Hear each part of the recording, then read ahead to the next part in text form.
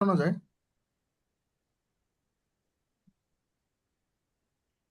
হেই everyone, কেমন আছেন সবাই? শুরু হয়ে গেল আমাদের আর একটা নতুন সেশন।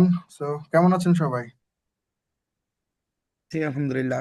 ভালো জি আছে। দাদা ভালো। আপনি কেমন জি আছেন? আলহামদুলিল্লাহ ভাই, আপনি কেমন আছেন? এই তো ভাইয়া, আলহামদুলিল্লাহ আমিও অনেক ভালো আছি আপনাদের দোয়ায়। তো এখন আমাদের নতুন একটা সেশন শুরু হয়ে গেছে। তো নতুন সেশনটা শুরু হওয়ার পূর্বে আমরা জানতে চাই যে গত ক্লাসের হোমওয়ার্কের কি আপডেট, একটু বলেন তো। কে কে হোমওয়ার্ক প্র্যাকটিস করেছেন, কে আগের সেশনগুলো প্র্যাকটিস করেছেন, একটা আপডেট দেন আমাকে।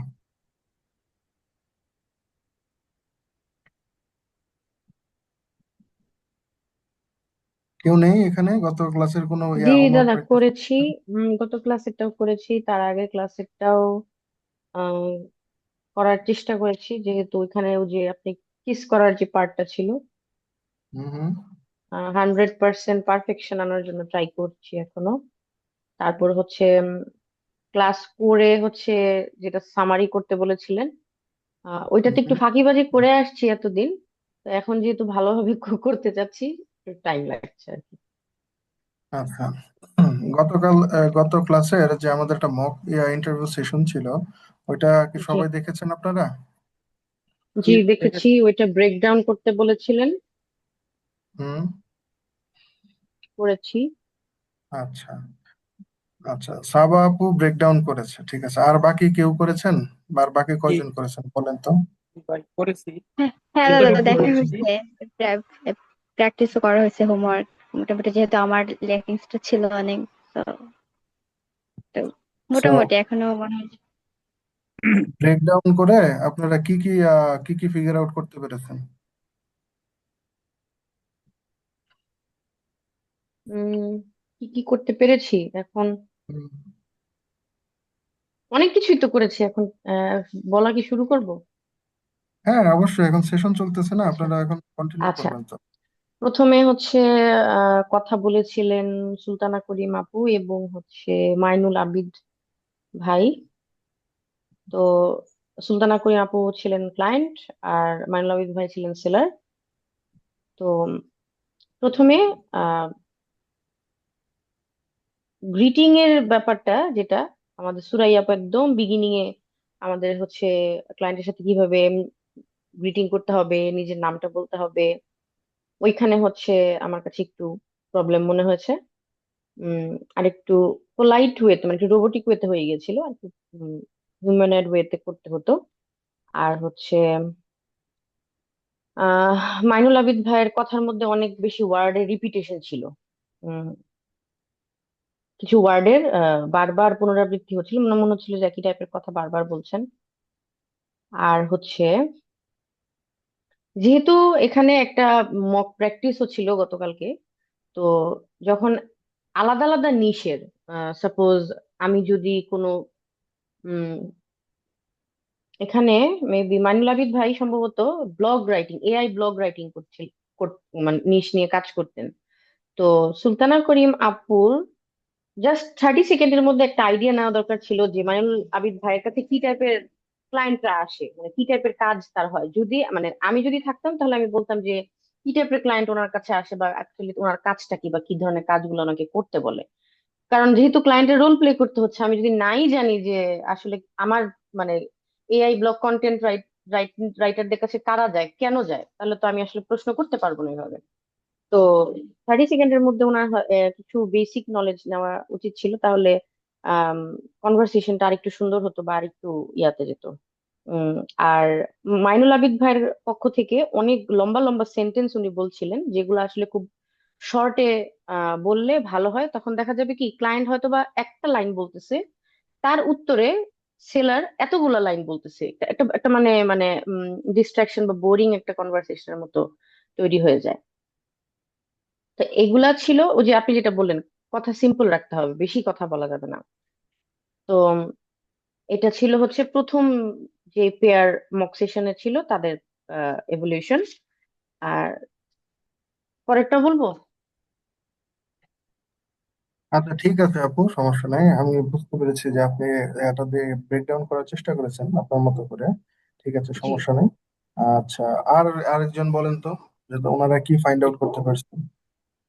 ভাই আমারটা আমি মানে তিনটা ব্রেকডাউন করতে পারছি। একটা হলো আমার নিজেরটা, এটাতে আসলে দেখা যাচ্ছে যে প্রচুর প্রবলেম ছিল। যেমন আমি শুরুতে যে ইন্ট্রোডাকশন অথবা ক্লায়েন্টের যে বিজনেসের যে প্রবলেম গুলো তার কাছ থেকে বেশি বেশি শোনা, তার বিজনেসে কি প্রবলেম, অথবা দেখা যাচ্ছে সে আসলে কি চায়, তার মিশন কি, ভিশন কি। হ্যাঁ, এরকম অনেকগুলো বিষয় আসলে শুরুটা স্টার্টিংটা ঠিক ঠিক ছিল না, জাস্ট এমনি কথা বলছি তো, এই অনেকগুলো প্রবলেম ছিল। আহ, আর হলো প্রদীপ ভাইয়ের একটা কনভারসেশন ছিল এখানে আসলে। আর একটা ভাই ছিল ইউটিউব এসইও নিয়ে কাজ করে, উনি আসলে দেখা যাচ্ছে যে অনেক বড় বড় ব্রিফিং দিছে, বাট উনিও ক্লায়েন্টের আসলে কি কি পেইন পয়েন্ট, তার আসলে কি লাগবে, এই বিষয়গুলোতে মানে কম ফোকাস দিয়ে সেলার বেশি কথা বলছে ওনার ঋণ থেকে। এখানে আসলে বায়ারেরও মানে ইন্ট্রোডাকশন, মানে বায়ারেরও যে নিজেদের ভিতরে যে কমিউনিকেশন, টু এ কমিউনিকেশন হবে, এটা আসলে একটু মিসিং ছিল। আহ, আর সাবাপুর যে কমিউনিকেশন ছিল ওনাদের, ওইটা ভালো ছিল। ওইখান থেকে আসলে সেলস ফাইনালি ক্লোজ হইতো। আমার যেটা মনে হইতো ওনাদের যে কমিউনিকেশন দুইজন ছিল, ওনারা ওনাদের সেলার এবং বায়ার দুইজনের যে প্রেজেন্টেশন, ওইটা আসলে ঠিক ছিল। এইটা আর কি, মানে আমি একটু ব্যস্ত ছিলাম কালকে, এই কারণে প্রপার ভাবে এটাকে ইয়া করতে পারিনি আর কি। তাও যে এইটুকু আচ্ছা আমার মনে আছে আর কি। জি। আচ্ছা, হামিম ভাই ঠিক আছে, তারপর আরেকজন বলেন তো, কি ফিগার আউট করতে পেরেছেন? আমি ওই আব্দুল মালিক ভাই আর হামিম ভাইয়ের ওইটা দেখছি। তো এই বিষয়ে যে আমি আমারটাও দেখছি। এই সবচেয়ে আমার কাছে ভালো লেগেছে, আমাকে কি শোনা যায়? হ্যালো? একটু আস্তে শোনা যাচ্ছে ভাই, একটু আস্তে, ল্যাগি ল্যাগি ফিল আছে। আমার এখানে বৃষ্টি হচ্ছে প্রচুর, আমার এই জন্য হচ্ছে। আমি দেখেছি যেটা, সেটা হচ্ছে ওই সাবা আপু বলে ফেলেছেন উপরে, যে আপুরা ওই যেটা নিয়ে আলোচনা করেছিলেন। আমি আব্দুল মালিক ভাইয়ের সাথে হামিদ ভাই যেটা হয়েছে, এটা আমার কাছে মনে হয়েছে ভালো করেছেন ওনারা। একজন কাজ করেন মেটাএডস নিয়ে, একজন গুগল এডস নিয়ে। তো এই আব্দুল মালিক ভাই ছিলেন এখানে সেলার, আর হামিদ ভাই ছিলেন বায়ার। তো আমি যেটা মনে করেছি যে হয়তো এই মেটাএডস নিয়ে কাজ করলে কি কি লাভ হইতো, ওই বিষয়টা হয়তো আর একটু ডিটেইলস বললে হয়তো কেউ বুঝতে পারতো। কারণ মেটাএডস এ যারা কাজ করে তারা প্রফেশনাল, এই বিষয়ে খুব দক্ষ মানুষ সাধারণত কাজ করে থাকে। পরিচয় পর্ব, ওই যে আপনি যেভাবে বলছেন, আরো সুন্দর হওয়া দরকার ছিল। যা হয়েছে ভালো হয়েছে, ইনশাল্লাহ সামনে দিয়ে সুন্দর হবে। আমার এটাতে আমার বয়স ভালো হয় নাই। আর সবচেয়ে বড় যে বিষয় হচ্ছে, সবার আমাদের এই যে কোয়েশ্চেন এর আনসার, এটা ঠিক আছে, কিন্তু ওই যে আমাদের গতি কম কথা বললে আমি সব এখন সবচেয়ে ভালো হয়েছে ওই যে সাবা আপুর যে কনভারসেশন যেটা ছিল, ওইটাই মনে হয় যে সব দিক থেকে পারফেক্ট। মোটামুটি আপনি যেভাবে চাচ্ছেন বা আহ, যেভাবে তৈরি করছেন। ঠিক আছে রুহুল ভাই, ঠিক আছে। আর কেউ কি তাদের থটস শেয়ার করতে চান কিংবা ব্রেকডাউন শেয়ার করতে চান? আমার মনে হয় যে আমার আরো অনেক কিছু ইমপ্রুভ করতে হবে। আর যেমন অনেক কিছু, যেমন আমি আহ সেদিন আপনিও বলেছিলেন যে tell me about your skills, এই বিষয়টা আসলে খেয়াল করা হয়নি। এটা আসলেই এটা অনেক মানে একটা কি বলবো দৃষ্টিকটু, এই মক ইন্টারভিউ এর মধ্যেও দৃষ্টিকটু বিষয় যে সবার লাস্টে আস্ক করাটা খুবই উইয়ার্ড। তারপরে আরো ইয়ে ছিল, যেমন ইম্পর্টেন্ট কোয়েশ্চেন, যেমন why should I hire you, এই টাইপের কোয়েশ্চেন, বা ক্লায়েন্ট যেভাবে একটু মানে আটকাতে চায় আর কি আমাদেরকে। তো এইভাবে মানে একটু করলে মনে হয় আমার একটু ইমপ্রুভ মানে ভালো হতো আই গেস। তো এগুলাই আর কি, আরো একটু ভালো করে প্র্যাকটিস করতে হবে আমার, এটাই আমি মনে করি। আচ্ছা, ঠিক আছে আপু, ধন্যবাদ।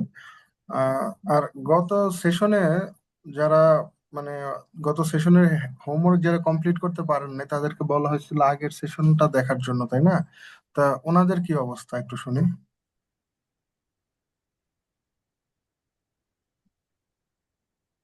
ওনারা কেউ নাই এখানে? যাদেরকে হচ্ছে আমাদের ওই গত সেশনের আগের সেশনটা প্র্যাকটিস করার জন্য দেওয়া হয়েছিল?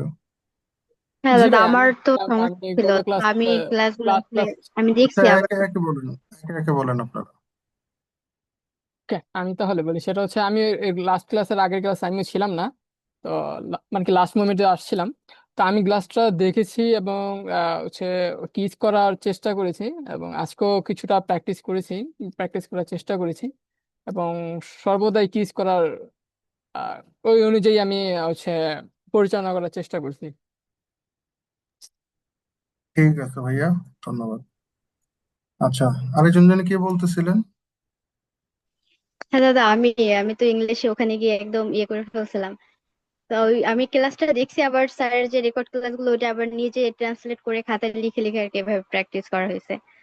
তো যেহেতু আমার ইয়া ছিল, প্রিভিয়াস ক্লাসগুলো ছিল। এখন এক্সপিরিয়েন্স কেমন? এখন আগের থেকে ভালো, কারণ প্র্যাকটিস করছি তো তো একটু কনফিডেন্ট পাচ্ছি এরকম, যে নিজের মধ্যে যে না একটু ব্রেকডাউন করে ট্রাই করছে। তো একটু ভালো, আগের থেকে ভালো দাদা। গত সেশনে আমার যতদূর মনে পড়ে আপনি একটা জায়গায় যে গিভ আপ করে দিয়েছিলেন, যে বলতেছিলেন যে আমি কনফিডেন্স পাচ্ছি না। গত হ্যাঁ হ্যাঁ। সেশনের তুলনায় আজকে আপনাকে কি একটু কনফিডেন্ট মনে হয় না নিজেকে, যে আমি পারবো?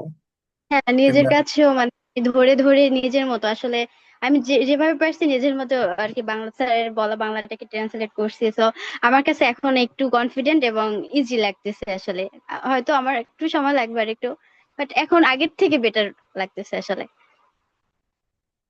ঠিক আছে, তো এই জিনিসগুলো আমাদেরকে হচ্ছে কন্টিনিউ প্র্যাকটিস করে যেতে হবে, কারণ আমাদের ম্যান্ডেটরি স্কিল হচ্ছে এগুলা। কারণ আপনার কাছে প্রপার স্কিল আছে, আপনি প্রপার নলেজ আছে গুগল অ্যাডস এর, ফেসবুক অ্যাডস এর, যাই হোক। তো আপনি যদি ওই স্কিলটা সেল করতে না পারেন তাহলে তো দিন শেষে কোনো লাভ নেই, তাই না? তো আপনাকে একটা স্মার্টলি ওয়েতে নিজেকে প্রেজেন্ট করতে হবে, কারণ আপনি একজন প্রফেশনাল মানুষ, আপনি একটা প্রফেশনাল জায়গায় এসেছেন আরেকজন প্রফেশনালকে সার্ভ করার জন্য। ঠিক আছে? তো সেই ক্ষেত্রে আপনার প্রফেশনালিজমটা ওই লেভেলের হইতে হবে। আর হচ্ছে এই জিনিসগুলো যত প্র্যাকটিস করবেন তত আপনাদের ভিতরে ফ্লুয়েন্সি আসবে, তত ভয়গুলা দূর হতে থাকবে নিজের ভিতর থেকে, তত কনফিডেন্স পাবেন। আর একটা সময় যখন আপনি একটা অ্যাভারেজ বেসে চলে আসবেন, তখন আপনি নিজের ভিতরে আরো অনেক কিছু এক্সপ্লোর করতে পারবেন, আরো নতুন নতুন অনেক জিনিস ট্রাই করতে পারবেন।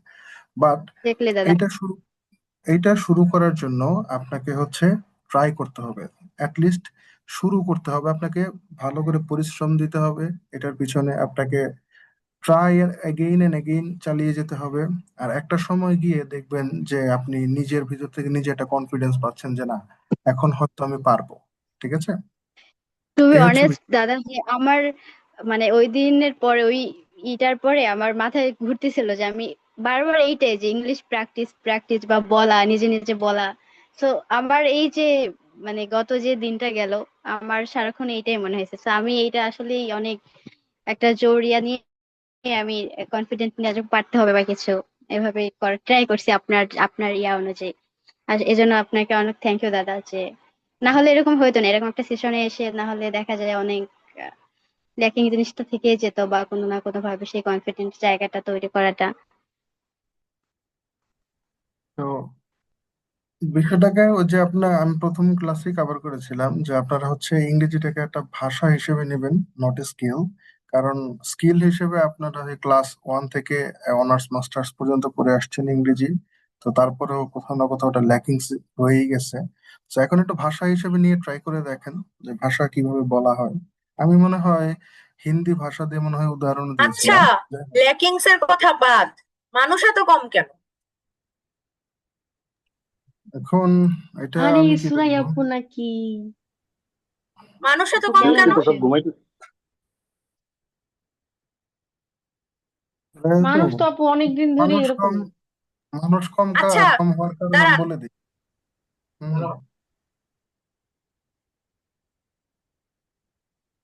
আমি আপনি এই কন্টিনিউ করেন। চ্যাটের শুনেন, কথা শুনেন, আমি এই চ্যাটের জুমের চ্যাটে একটা শিট লিংক দিতেছি। এই শিটে গিয়ে আপনারা হচ্ছে সবাই আপনাদের নাম হোয়াটসঅ্যাপ নাম্বারটা দিয়ে ফিল আপ করেন তো, দাঁড়ান।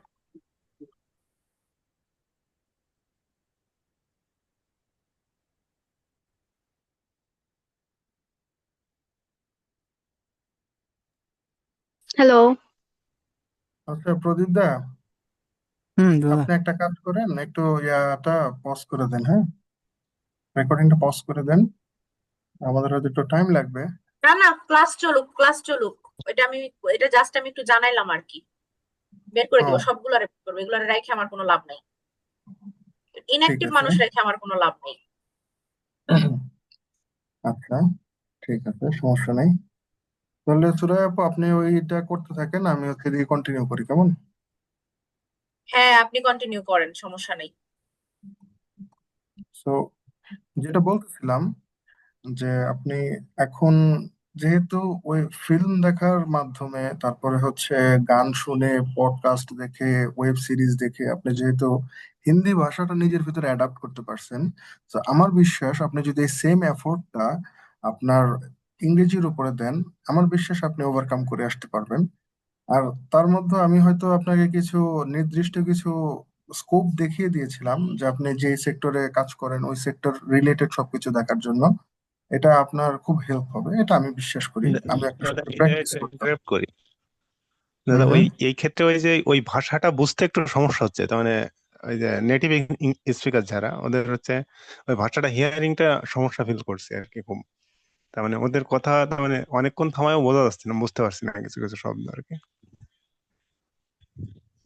তো যদি আপনি একটু ভিডিওটার প্লেব্যাক স্পিডটা যদি একটু রিডিউস করেন, সেই তো ক্ষেত্রে কি বোঝা যাচ্ছে হ্যাঁ, না যাচ্ছে? সোলো সোলো সোলো করে দেখবো। আচ্ছা আচ্ছা, ঠিক আছে। ভাইয়া সাবটাইটেল ইউজ করবেন, সাবটাইটেল। ঠিক আছে। অমিত দা, সব হুম ধরনের মুভিতে কিন্তু একই অ্যাকসেন্ট থাকে না। হুম হুম। কিছু কিছু, অনেকে অনেকে হচ্ছে, আমি আমি কিছু ইংলিশ পডকাস্ট দেখি, বা ইংলিশ স্পিকার যারা হচ্ছে কিছু কিছু শর্ট রিলস বানায় মোটিভেশনের উপর বা অনেক টপিকের উপরে। তো তাদের অনেকের ইংলিশে দেখি বেশ বেশ ইজি শুনতে। সব আপনি যারা আমেরিকান অ্যাকসেন্ট পড়াশোনা যে করে সেম তারা তা হচ্ছে তাও ইজি কিন্তু ওয়ার্ড না। গুলো চুজ করে। আচ্ছা আচ্ছা, আমি বলে দিই, আমি আপনাদেরকে একদম এক্স্যাক্টলি বলে দিই। আপনি যখন কোনো ইউএস এর ক্লায়েন্টের কাজ করবেন, তখন হচ্ছে আপনি একটা ইজি ফ্লেভার পাবেন ইংরেজি, ঠিক আছে? আর যখন আপনি মানে ইউকের কোনো ক্লায়েন্টের কাজ করবেন, সেই ক্ষেত্রে তাদের যেটা অ্যাকসেন্টের ডিফারেন্স আছে। তারপর হচ্ছে আপনি যখন কোনো বাহিরের দেশের, মানে বাহিরের বলতে like EU or European reason, ঠিক আছে, ওই সব জায়গায় যখন কাজ করবেন, তখন এগুলো হচ্ছে ডিপেন্ড করে কোন রিজনের মানুষ কথা বলতেছে, কারণ রিজন ওয়াইজ আপনার অ্যাকসেন্ট গুলা ভাগ হয়ে যায়, চেঞ্জ হয়ে যায়, ঠিক আছে? তো সেই ক্ষেত্রে একটু প্রবলেম ফেস করতেই হয়। আপনি একটা কাজ করতে পারেন ওই জায়গায়, তো আপনি তাকে বলতে পারেন যে আমার ইংরেজির একটু দুর্বলতা আছে, তো আপনি চাইলে আমাকে হচ্ছে একটু আস্তে আস্তে বলেন, আমি যাতে জিনিসগুলো ওয়ার্ড গুলা ক্যাচ করতে আমার সুবিধা হয়। আপনি যদি এই কথাটা বলেন, ওনারা সবসময় জিনিসটা অ্যাপ্রিসিয়েট করে, কোনো প্রবলেম নেই, ঠিক আছে? এই হচ্ছে বিষয় ইংরেজি বলার। তো আমরা হচ্ছে আমাদের সেশনের দিকে চলে যাব। আর সেশনে যাওয়ার আগে সুরাই আপুর সাথে একটা কথা। আপু, এখন ওনারা কি ফর্মটা ফিল আউট করে আসবে, আমি তারপরে সেশনে জুম যাব? ইয়াটা দিয়ে দিছি, একজন একজন আপনি কন্টিনিউ করতে থাকেন, এটা এখান থেকে লিংক ক্লিক করেই তারা কাজ সারতে পারবে। ঠিক আছে। 21 জন, 21টা আইডি থাকবে। আপনি ঠিক আছে। কন্টিনিউ করেন। ঠিক আছে, সমস্যা নাই।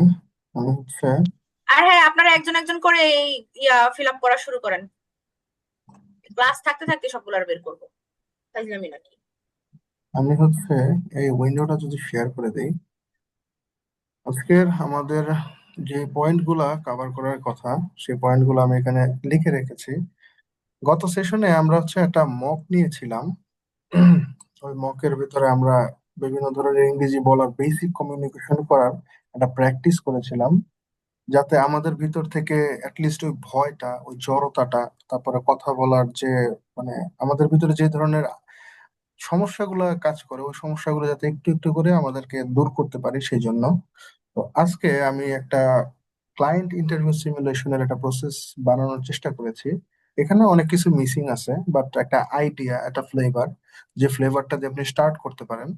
এখানে এই সবগুলো পয়েন্টই সর্বসাকুল্য সবকিছু না, আপনাদের আরো ফিগার আউট করতে হবে, বাট এই একটা বেসিক স্ট্রাকচার, এই স্ট্রাকচারটা যদি আপনি ফলো করেন, তাহলে হয়তো আপনি একটা আইডিয়া পাবেন বেসিক, ঠিক আছে?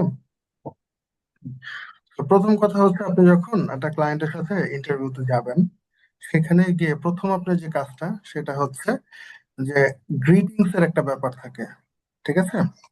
গ্রিটিংস এর একটা ব্যাপার থাকে।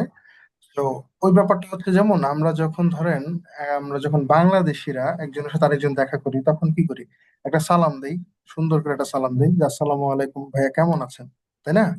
তারপরে তো আমাদের কথাটা শুরু হয়। সো এরকম আপনি যখন ফরেন ক্লায়েন্টের জন্য যখন ইয়াতে যাবেন, মিটিং এ যাবেন, তখন ওনার সাথে একটা পোলাইট একটা গ্রিটিং করার চেষ্টা করবেন, ঠিক আছে? একটা পোলাইট টোনে।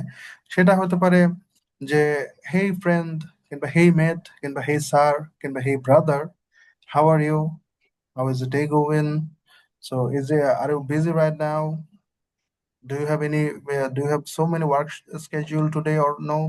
এ ধরনের আপনি একটা পোলাইট একটা ওয়েতে স্টার্ট করবেন, যাতে আপনি তার সাথে একটা ফ্রেন্ডলি একটা ভাইব তৈরি করতে পারেন।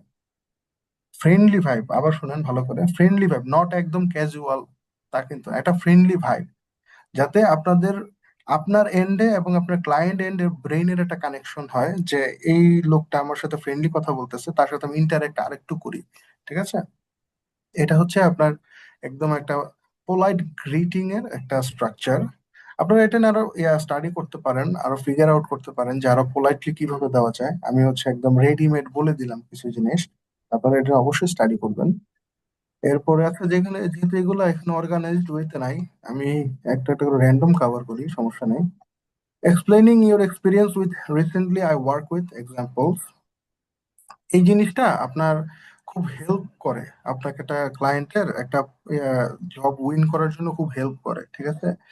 লেটস সে আমাকে একজন ক্লায়েন্ট মেটা অ্যাডস এর জন্য ইন্টারভিউতে নিয়ে গেছে, উনি হায়ার করবে একজন মেটা অ্যাড এক্সপার্ট কিংবা গুগল অ্যাডস এক্সপার্ট। তো উনি আমাকে ইন্টারভিউতে নিয়ে গেছে। তো নিয়ে যাওয়ার পরে ওইখানে যদি আমি কোনো একটা জায়গার ভিতরে তাকে এই জিনিসটা সম্পর্কে বলতে পারি, অথচ অথবা এটা অনেক সময় ক্লায়েন্টরা জিজ্ঞেস করে যে please explain your recent experience, আর do you have any similar experience on that niche, এই ধরনের কিছু কথা থাকে, ঠিক আছে? তো যখন এই টপিকটা আপনি কাভার করবেন, এই জায়গায় আপনি যখন এই টপিকটা কাভার করবেন তখন কিছু জিনিস আপনাকে মাথায় রাখতে হবে যে আপনি যেটা রিয়েল লাইফে করেছেন, ঠিক আছে? ওই জিনিসটা সম্পর্কে আপনি কাভার করবেন। সেটা হতে পারে একটা কোম্পানি, ধরেন আমি ধরে নিচ্ছি আপনি XYZ.com এর একজন অ্যাড এক্সপার্ট ছিলেন। আপনি যখন এই রিসেন্টলি আই ওয়ার্ক উইথ এর এই এরিয়াটা কাভার করবেন, তখন আপনি অবশ্যই বলবেন যে আমি XYZ.com এর ছিলাম, আমি এতদিন কাজ করেছি, আমি এই ধরনের রেজাল্ট তাদেরকে এনে দিয়েছি, এবং তাদের আগের এরকম অবস্থা ছিল, এখান থেকে আমি এই পর্যন্ত তাদেরকে লাভ করে দিয়ে আসছি, কিংবা আমি একটা বেনিফিট জেনারেট করে দিয়েছি, কিংবা হোয়াট এভার, যাই হোক। সো ওই জায়গাটাতে আপনাকে ব্রেন দিয়ে থিঙ্ক করতে হবে, ঠিক আছে? আপনাকে ব্রেইনের মাধ্যমে জিনিসটা আগে একটা স্ট্রাকচার বানাইতে হবে যে আমি এই জিনিসগুলো বলবো, আর এমন ভাবে বলবো যাতে সে ইন্টারেস্টেড হয় আমার দিকে, ঠিক আছে? এখন আপনি এখানে একটা র্যান্ডম একটা যে কোনো কিছু বলে দিতে পারবেন না।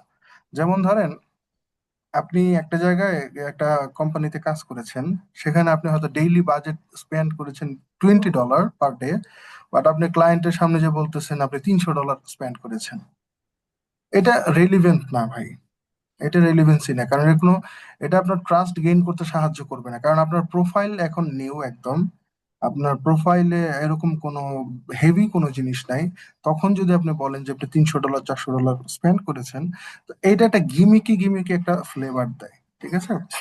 তো যখন গিমিকি গিমিকি ফ্লেভার দেয় তখন এটা হচ্ছে ক্লায়েন্টের মনের ভিতরে একটা নেগেটিভ ইমপ্রেশন তৈরি হতে পারে যে ও হয়তো ফ্রড, কিংবা ও হয়তো আমার সাথে মানে ভুলভাল বলতেছে কিংবা বাড়ায়ে বলতেছে, এরকম কিছু একটা বিষয়। তো এই জিনিসটা আপনার রিসেন্ট যে কাজটা করছেন এবং যে কাজটা থেকে বেস্ট যে আউটপুটটা বের করতে পারছেন, ওই সর্বদা ওই প্রজেক্টটার আপনি উদাহরণ দেওয়ার চেষ্টা করবেন। কিংবা যদি আপনার ওই রিলিভেন্ট কোনো ডকুমেন্ট থাকে, যেমন ধরেন আপনার যে অ্যাড চালাইছিলেন, তো এই অ্যাডের ডকুমেন্ট আপনার কাছে আছে, কিংবা অনেক কোম্পানিতে, কর্পোরেট কোম্পানিতে চাকরি করলে এখান থেকে আপনার সার্টিফিকেট পাওয়া যায় যে উনি আমাদের এখানে ছিল, আমাদের এখানে কাজ করতো। তো এই ধরনের অনেক কিছু থাকে, যদিও রিলিভেন্ট ডকুমেন্ট গুলো যদি আপনার শো করানোর মানে ওয়ে থাকে, তাহলে আপনি অবশ্যই তাকে দেখাবেন। তাহলে ওই জিনিসটাকে আরেকটু ট্রাস্ট গেইন করে বিষয়টাতে, যে না ও যে কথাটা বলছে ওর কথার সাথে এবং কাজের সাথে মিল আছে, ঠিক আছে? তো এই জিনিসগুলো অবশ্যই একটু মানে ব্রেইন দিয়ে থিঙ্ক করবেন আগে, যে আপনি অ্যাজ এ ক্লায়েন্ট নিজে চিন্তা করবেন যে আমি যদি ক্লায়েন্ট হইতাম আর ও যদি আমাকে এই কথাগুলো বলতো, তাহলে আমি কি ওকে হায়ার করতাম না করতাম না। ঠিক আছে। আবার অনেক সময় এরকম হয় যে, যেমন ধরেন আমি একটা ছোট কোম্পানি, আমি আপনাকে আপওয়ার্কের মাধ্যমে কিংবা মার্কেট প্লেসের যে কোনো একটা মার্কেট প্লেসের মাধ্যমে আমি আপনাকে ইন্টারভিউ প্রসেসে নিয়ে আসছি। এখন আমার প্ল্যান হচ্ছে, আমি আমার জব ডিসক্রিপশনে লিখেছি যে আমি দৈনিক $20 কি $30 অ্যাডে স্পেন্ড করতে পারবো, কথার কথা, হ্যাঁ। এখন আপনি এসে বলতেছেন আমাকে যে আপনি দৈনিক $400 $500 স্পেন্ড করেছেন। তো সেই ক্ষেত্রে আপনি হতে পারে অনেক ভালো একজন মানুষ, অনেক এক্সপার্ট একজন মানুষ, বাট আমার রেঞ্জের বাইরে, আপনি অনেক বাহিরে। ঠিক আছে। আমার রেঞ্জের আপনি অনেক বাইরে, কারণ আমার ডেইলি স্পেন্ড হচ্ছে 20 থেকে $30। আমি $400 500 মানুষ আপনাকে হায়ার করবো, আপনার কস্টিংটা ওইরকম হতে পারে, তাই না? আপনি হয়তো দেখা গেছে যে দিনে $50 নিজে চার্জ করেন একটা ক্যাম্পেইনের ভিত্তি করে। তো সেক্ষেত্রে জিনিসটা মিসম্যাচ হয়ে যেতে পারে। তো এই আইডিয়াটাও মাথায় রাখবেন। আর আশা করি এই টপিকটা মনে হয় বুঝাইতে পারছে সবাইকে। একটু কেউ একজন কি 1 থেকে 2 জন একটু এনশিওর করেন যে এই টপিকটা বুঝতে পেরেছেন কিনা। এটা এখানে যদি আগে কোনো জি, ওয়ার্ক বুঝতে পেরেছি। স্যাম্পল না জি জি থাকে, আমরা যদি বুঝতে কোনো পেরেছি। প্রুফ যদি না থাকে, এক্ষেত্রে ওই মনে করেন অনেকগুলো তো কেস স্টাডি করা যায়, মানে ছোট বিজনেস বড় বিজনেস, কেস স্টাডির একটা ভিজুয়াল অর্থাৎ মানে যে আমার থিঙ্কিং এর মধ্যে যেটা আসছে ওটা কি শেয়ার করা যাবে? আপনি যদি আপনার হাতে যদি রেলিভেন্ট কোনো ওয়ার্ক এক্সাম্পল না থাকে, আপনি অবশ্যই চেষ্টা করবেন যে আপনি যে প্রজেক্টের জন্য হায়ার হতে চাচ্ছেন ওনার কাছে, ওই রেলিভেন্ট কোনো ডকুমেন্ট সাবমিট করার জন্য। সেটা হতে পারে কেস স্টাডি, সেটা হতে পারে যে কোনো কিছুই, ঠিক আছে। বাট অবশ্যই আমার যে মেইন পয়েন্ট সেটা হচ্ছে আপনি রেলিভেন্সিটা রাখার চেষ্টা করবেন সব সময়। যে জি উনি জি ভাই। আপনাকে উনি আপনাকে ধরেন গুগল অ্যাডস এর জন্য হায়ার করতেছে, ঠিক আছে। এখন আপনি যে তাকে হচ্ছে কনভার্সন ট্র্যাকিং অথবা কন্টেন্ট রাইটিং এর একটা এক্সাম্পল দিয়ে বসছেন, এটা তো রেলিভেন্সি হইলো না, তাই না? কিংবা হ্যাঁ হ্যাঁ সেটা। দেখা যাচ্ছে যে উনি আপনাকে হায়ার করছে গুগল অ্যাডস এর জন্য। ওনার হচ্ছে উনি বলেই দিছে ওনার জব প্রপোজালে যে উনি হচ্ছে $20 স্পেন্ড করবে, ঠিক আছে। এখন আপনি আপনার কেস স্টাডি শো করতেছেন যে আমি এটা এইভাবে দেখছি কিংবা এইভাবে প্র্যাকটিস করছি, সেখানে $500 পার ডে স্পেন্ড করতাম। তো এটা তো রেলিভেন্সি হইলো, রেলিভেন্সি হইলেও ওটা অনেক একটা মানে স্পেন্ডিং এর একটা গ্যাপ হয়ে যাচ্ছে, তাই না? জি সো ভাই এই জি। জিনিসগুলা মানে ব্রেইন দিয়ে থিঙ্ক করবেন, creative, try to be creative. কিভাবে আপনি জিনিসটা মানে, ইন্টারভিউ তো একটা প্রসেস, তাই না? এটার ভেতরে তো অনেকগুলো ভাগ থাকে, তো প্রত্যেকটা ভাগ আপনার ব্রেইনে ম্যাপ করতে হবে। যে আপনি নিজে চিন্তা করবেন না যে ক্লায়েন্ট পয়েন্ট অফ ভিউ থেকে, যে আমি যদি ক্লায়েন্ট হইতাম আর আমাকে যদি এই ভদ্রলোক এই কথাগুলো বলতো, আমি কি তাকে হায়ার করতাম না করতাম না। ঠিক আছে, ওই জিনিসগুলো ওইভাবে চিন্তা করবেন। আর কোনো কোয়েশ্চেন এই পার্টিকুলার টপিকের উপরে? দাদা আমি একটু কথা বলতে চাই। সুরাই আপু হুম, আপনি কি হ্যালো আপু। বলেন, বলেন, আমি শুনছি। আছি, আপু বলেন। আসলে আমি আসলে শীটটাকে আবার দেওয়া যায়, আমি বারবার ইয়া থেকে ট্রাই করতেছিলাম, ওপেন হচ্ছিল না, পরে আমি আবার ইয়া থেকে জয়েন হলাম, ফোন থেকে। যদি আবার কাইন্ডলি একটু দেন, আমি পাচ্ছি না চ্যাট বক্স।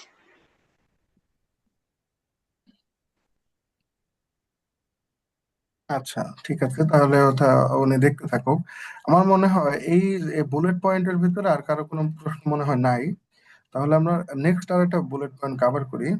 সেটা হচ্ছে handling tricky question like do you have experience in my niche. ঠিক আছে। দাদা দাদা আমার ওই explaining your experience with recently এটার নিয়ে একটা কথা ছিল। আচ্ছা, বলেন। মানে how do I explain myself as a newbie. সেই মানে ক্ষেত্রে আপনাকে হচ্ছে ওই আপনার রেলিভেন্ট কেস এই স্টাডি দাদা আপনি দাঁড়ান, এই দাদা হুম, দাঁড়ান। How do you explain how as a do newbie? আপনারা শিখানো হয় নাই? অ্যাজ এ নিউবি আপনি কিভাবে নিজেকে পরিচিত করবেন? আপনাকে শিখানো হয় নাই? আমি এখন তো আপনি এই দাদা প্রশ্ন কেন করলেন? আমি দাদা থেকে একটু শুনতে যাচ্ছিলাম। মানে আমি যে বলি রেলেভেন্সির বাইরে ইয়া করা উচিত না, কেন বলি বুঝছেন এবার? বুঝছি। আচ্ছা, ঠিক আছে। এখন হচ্ছে তাহলে আমরা ওই নেক্সট যে বুলেট পয়েন্ট আছে এই বুলেট পয়েন্টে চলে যাই। যেটা হচ্ছে handling tricky questions like do you have any experience in my niche. তো আপনি যখন একটা ইন্টারভিউ সেশনের মাঝখানে থাকবেন তখন ক্লায়েন্ট আপনাকে অনেক ধরনের ট্রিকি কোশ্চেন করতে পারে। তার মধ্যে এটা হচ্ছে সব থেকে হট একটা কোশ্চেন, যেটা হচ্ছে অনেক ক্লায়েন্টই করে। যেমন ধরেন, আপনি একজন মেটা অ্যাডস দিয়ে বুঝাই, আপনি একজন মেটা অ্যাড এক্সপার্ট, এখন আপনার ক্লায়েন্ট একজন মেটা অ্যাড এক্সপার্ট খুঁজতেছে, বাট ওনার নিশটা হচ্ছে একটা স্পেসিফিক একটা নিশ। ঠিক আছে, ওনার নিশটা হতে পারে কিরকম, হতে পারে medical related, medical product related, হতে পারে হচ্ছে ই কমার্স রিলেটেড, হতে পারে সার্ভিস রিলেটেড। ঠিক আছে, এগুলোর ভিতরে আবার মাইক্রো নিশ আছে, সরি সাব নিশ আছে, সাব নিশের ভিতরে মাইক্রো নিশ আছে। এরা ডিপেন্ড করে ক্লায়েন্টের বিজনেসের উপরে। ঠিক আছে, সো যেমন ধরেন আমি আপনাকে একটা দেই, যেমন একটা নিশ হচ্ছে কি ই কমার্স, তাই না? ই কমার্স একটা নিশ, তাই না? ই কমার্সের ভিতরে যদি আপনি সাব নিশ ধরেন, সেটা হচ্ছে ক্লোদিং আইটেম, তাই না? ক্লোদিং আইটেম হচ্ছে একটা সাব নিশ।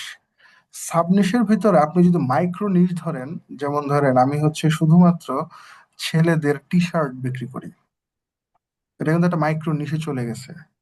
ঠিক আছে, সো এখানে যদি ধরেন আপনার ক্লায়েন্ট আপনাকে বলতেছে ওনার হচ্ছে বিজনেসটা হচ্ছে ছেলেদের টি শার্ট বিক্রি করা, তখন উনি আপনাকে অবশ্যই এই প্রশ্নটা করবে যে do you have any experience in my নিশ।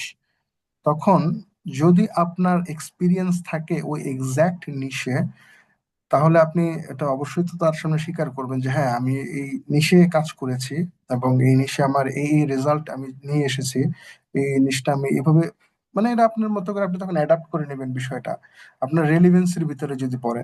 আর যদি রেলিভেন্সির ভিতরে না পড়ে, লেটস সে দেখা গেছে যে ওই ক্লায়েন্টের টি শার্টের বিজনেস আছে, তা উনি আপনাকে বলতেছে যে আমার, আপনি হয়তো কাজ করেছেন প্যান্টের নিশে, প্যান্টের বিজনেস আপনি কাজ করেছেন, তো সেই ক্ষেত্রে আপনি তাকে বলতে পারেন যে আমি তোমার এক্স্যাক্ট এই নিশে তো কাজ করি না, বাট আমি রিলিভেন্ট একটা নিশ, তোমার এইটার মতো রিলিভেন্ট আর একটা নিশে কাজ করেছি, যেটা হচ্ছে প্যান্টের নিশ। সো ওইখানে আমি এইভাবে এই এই জিনিসগুলো জেনারেট করেছি, এই ধরনের প্রফিট এনেছি, এই ধরনের সেলস এনেছি আমি, আমার number of sale per day এত বা এত ছিল, এত এইভাবে গ্রো হয়েছে। তখন আপনি এটা একটা ইজিলি একদম সিম্পলি ভাবে ব্রেকডাউন করে দিবেন, এমন ভাবে করবেন, লাস্টে কিছু হুক রাখবেন। যখন জিনিসটা এই প্রশ্নটা আপনার কমন পড়বে না, ঠিক আছে, যখন এই প্রশ্নটা আপনার কমন পড়বে না, তখন হচ্ছে আপনি অবশ্যই লাস্টে হুক জুড়ে দিবেন যে আমি একটা সময় প্যান্টের বিজনেসে আমি অ্যাড এক্সপার্ট ছিলাম, তো আমি ওই সময় মার্কেট রিসার্চ করেছি এবং আমার ভালো নলেজ আছে টি শার্টের বিজনেসের উপরে, আমি টি শার্টের বিজনেস নিয়ে স্টাডি করেছি। আমি চাইলে ওই সেম ধরনের রেজাল্ট আমি তোমার টি শার্টের বিজনেসও ড্রাইভ করাতে পারি। ঠিক আছে, এই ধরনের একটা যখন আপনি হুক তাকে জুড়ে দিবেন, তখন সে আরেকটু ইন্টারেস্টেড হবে আপনার প্রতি, আপনার প্রতি তার একটা এঙ্গেজমেন্টের একটা মানে হবে, তার প্রতি আপনার প্রতি সে একটা এঙ্গেজ হওয়ার চেষ্টা করবে। আর যদি একদমই রেলিভেন্ট না হয় নিশটা, সেই ক্ষেত্রে আপনি কি করবেন? এটা একটা ভালো প্রশ্ন, তাই না, যে একদমই রেলিভেন্ট হয় নাই, তখন সেই ক্ষেত্রে আপনি বলতে পারেন যে দেখো তোমার এই স্পেসিফিক নিশে তো আমি কখনো কাজ করিনি, আমি হচ্ছে আদার্স এই অন্য অন্য নিশগুলোতে কাজ করেছি, বাট তুমি যদি আমাকে একদিন সময় দাও, আমি হচ্ছে তোমার এই নিশটা নিয়ে আমি একটু স্টাডি করতে চাই, একটু রিসার্চ করতে চাই, এবং আমি তোমাকে ভালো একটা আউটপুট জেনারেট করে দিতে চাই। ঠিক আছে, আপনি try to be honest every time ক্লায়েন্টের সাথে, আপনি এখানে এক্সট্রা অর্ডিনারি কোনো কিছু বলবেন না, আপনি সবসময় তার সাথে একটা অনেস্টি মেনটেন করার চেষ্টা করবেন। আপনার যদি ওই নিশের উপরে এক্সপিরিয়েন্স না থাকে, ইটস ফাইন, আপনার নাই থাকতে পারে, প্রবলেম নাই। আপনি তার কাছ থেকে 1 দিন থেকে 2 দিন সময় নেবেন, যে আমি একটু স্টাডি করব, আমি একটু রিসার্চ করব, তারপরে হচ্ছে আমি তোমাকে এই নিশটার সম্পর্কে আমি বলতেছি, কিন্তু এই নিশটাতে আমি কি কি ভ্যালু অ্যাড করে দিতে পারবো, কিন্তু তোমার বিজনেস আমি কি কি ভ্যালু অ্যাড করতে পারবো, এটা আপনি তখন তাকে বলতে পারেন পরবর্তীতে। সো এই বিষয়ে আর কোনো কারো প্রশ্ন আছে এই বুলেট পয়েন্টে?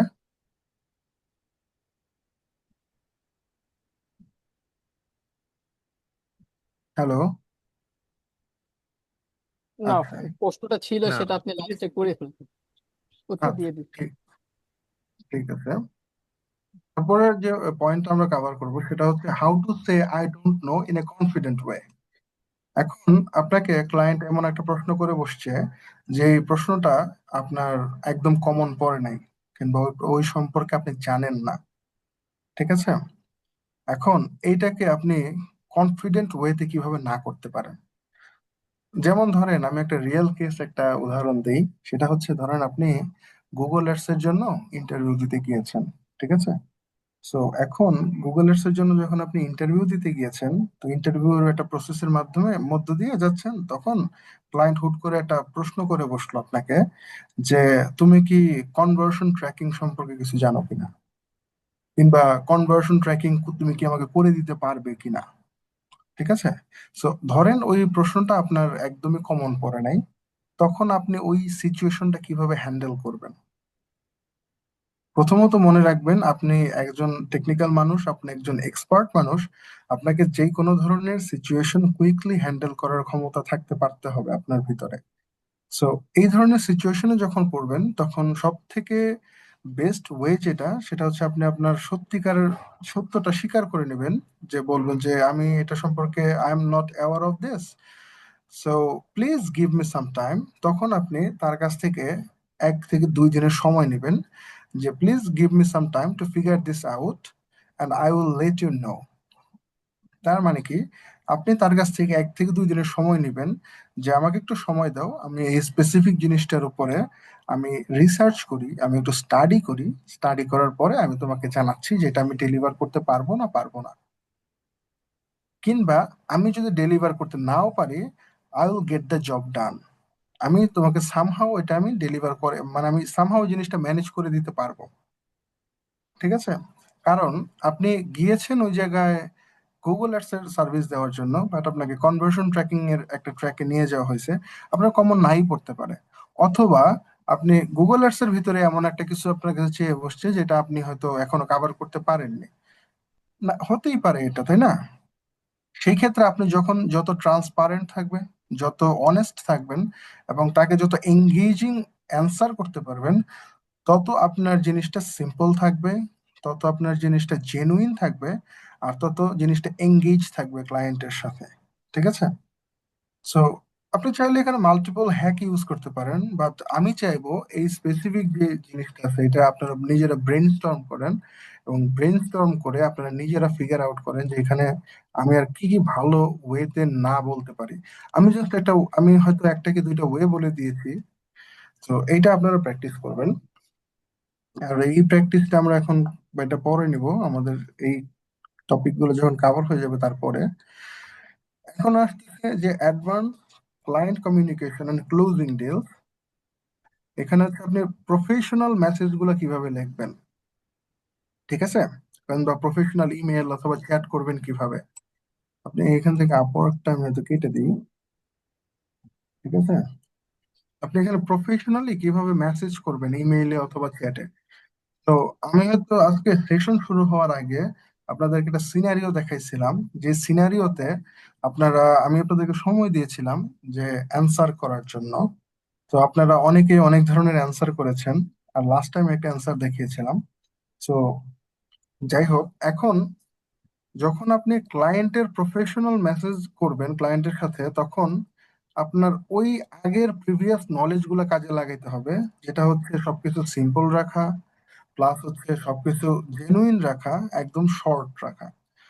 শর্ট বলতে আবার এত শর্ট বানিয়ে ফেলেন না যে উনি আপনাকে অনেক বিস্তারিত একটা জিনিস লিখছে, আপনি জাস্ট তাকে ওকে লিখে দিয়েছেন, কিংবা আপনি জাস্ট আই গট ইট লিখে দিয়েছেন।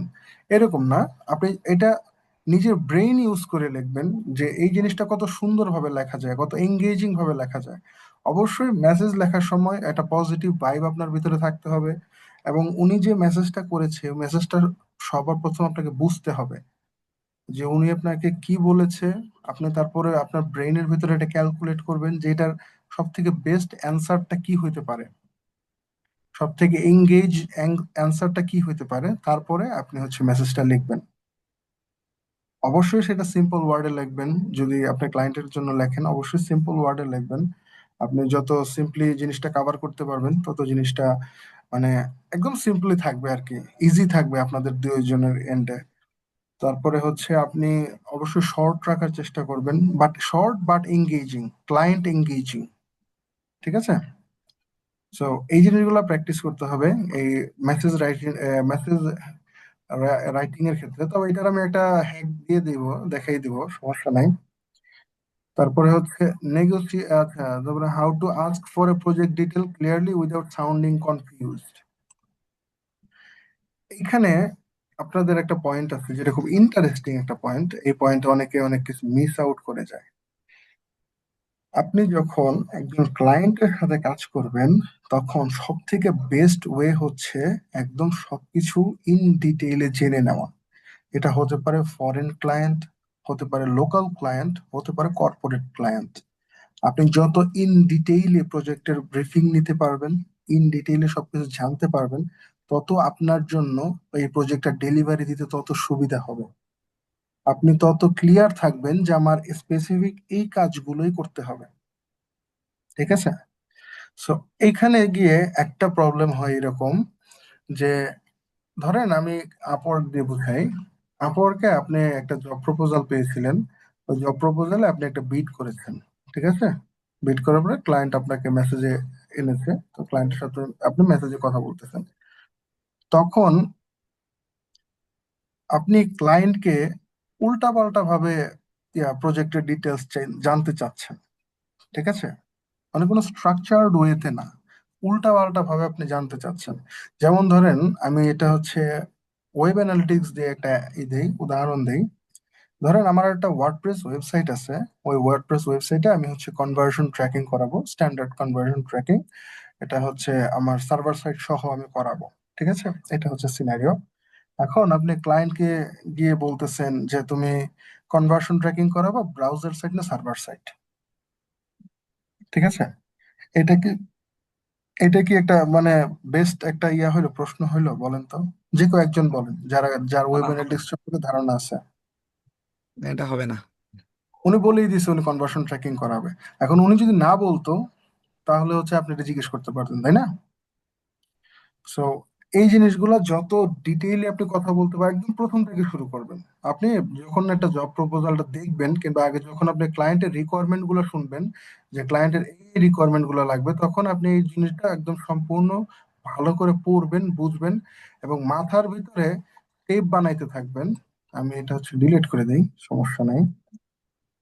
আপনি যখন একটা ক্লায়েন্টের রিকোয়ারমেন্ট পড়বেন তখন হচ্ছে মাথার ভিতরে ফেজ বানাইতে থাকবেন, যে ফেজ ওয়ানে হচ্ছে যেমন আমি তাকে জিজ্ঞেস করব যে তুমি কোন কোন প্ল্যান হুইচ তুমি কোন কোন প্ল্যাটফর্ম এখন ইউজ করতেছো, হুইচ প্ল্যাটফর্ম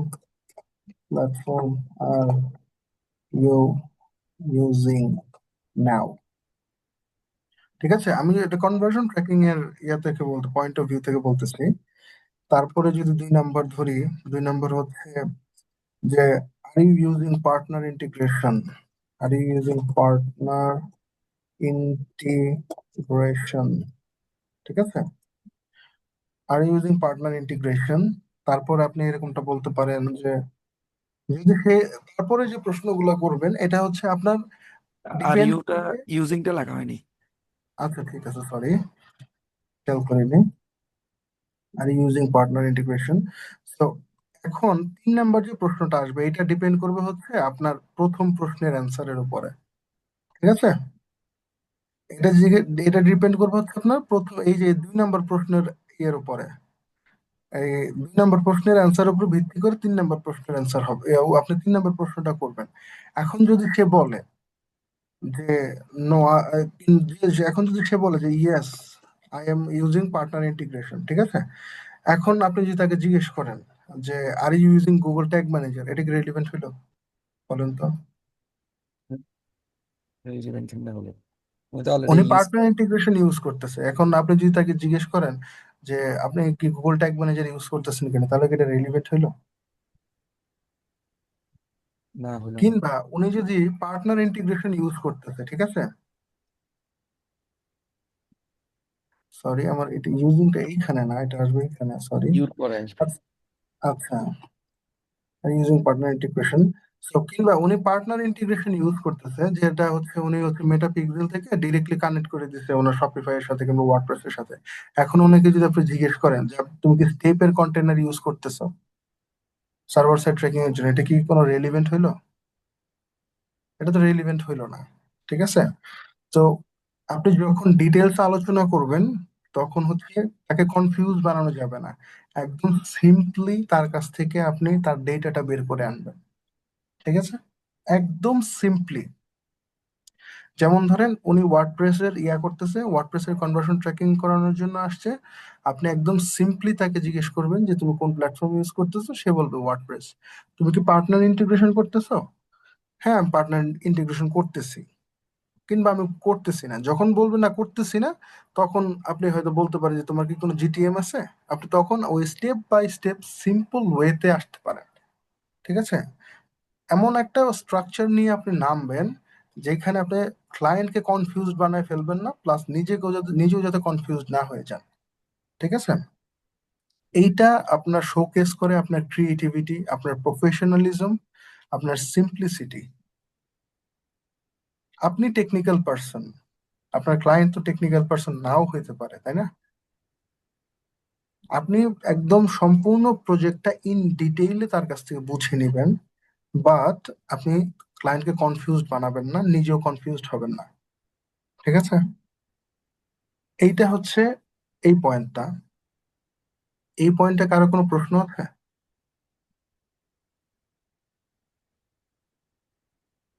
আমার মনে হয় কারো কোনো প্রশ্ন নাই। তারপরে যে বিষয়টা সেটা হচ্ছে আপনি যখন ক্লায়েন্টের সাথে প্রাইসিং নিয়ে কথা বলবেন এবং ডেডলাইন নিয়ে কথা বলবেন, এই দুইটা জিনিস মাস্ট, একদম ম্যান্ডেটরি, যেটা আপনাকে এক্সপার্ট হতেই হবে। ঠিক আছে? এখন ক্লায়েন্ট বলতেছে যে ওনার 2 দিনে কাজটা দরকার। সরি, ক্লায়েন্ট বলতেছে যে ওনার হচ্ছে 10 ঘন্টার ভিতরে কাজটা কমপ্লিট করা দরকার।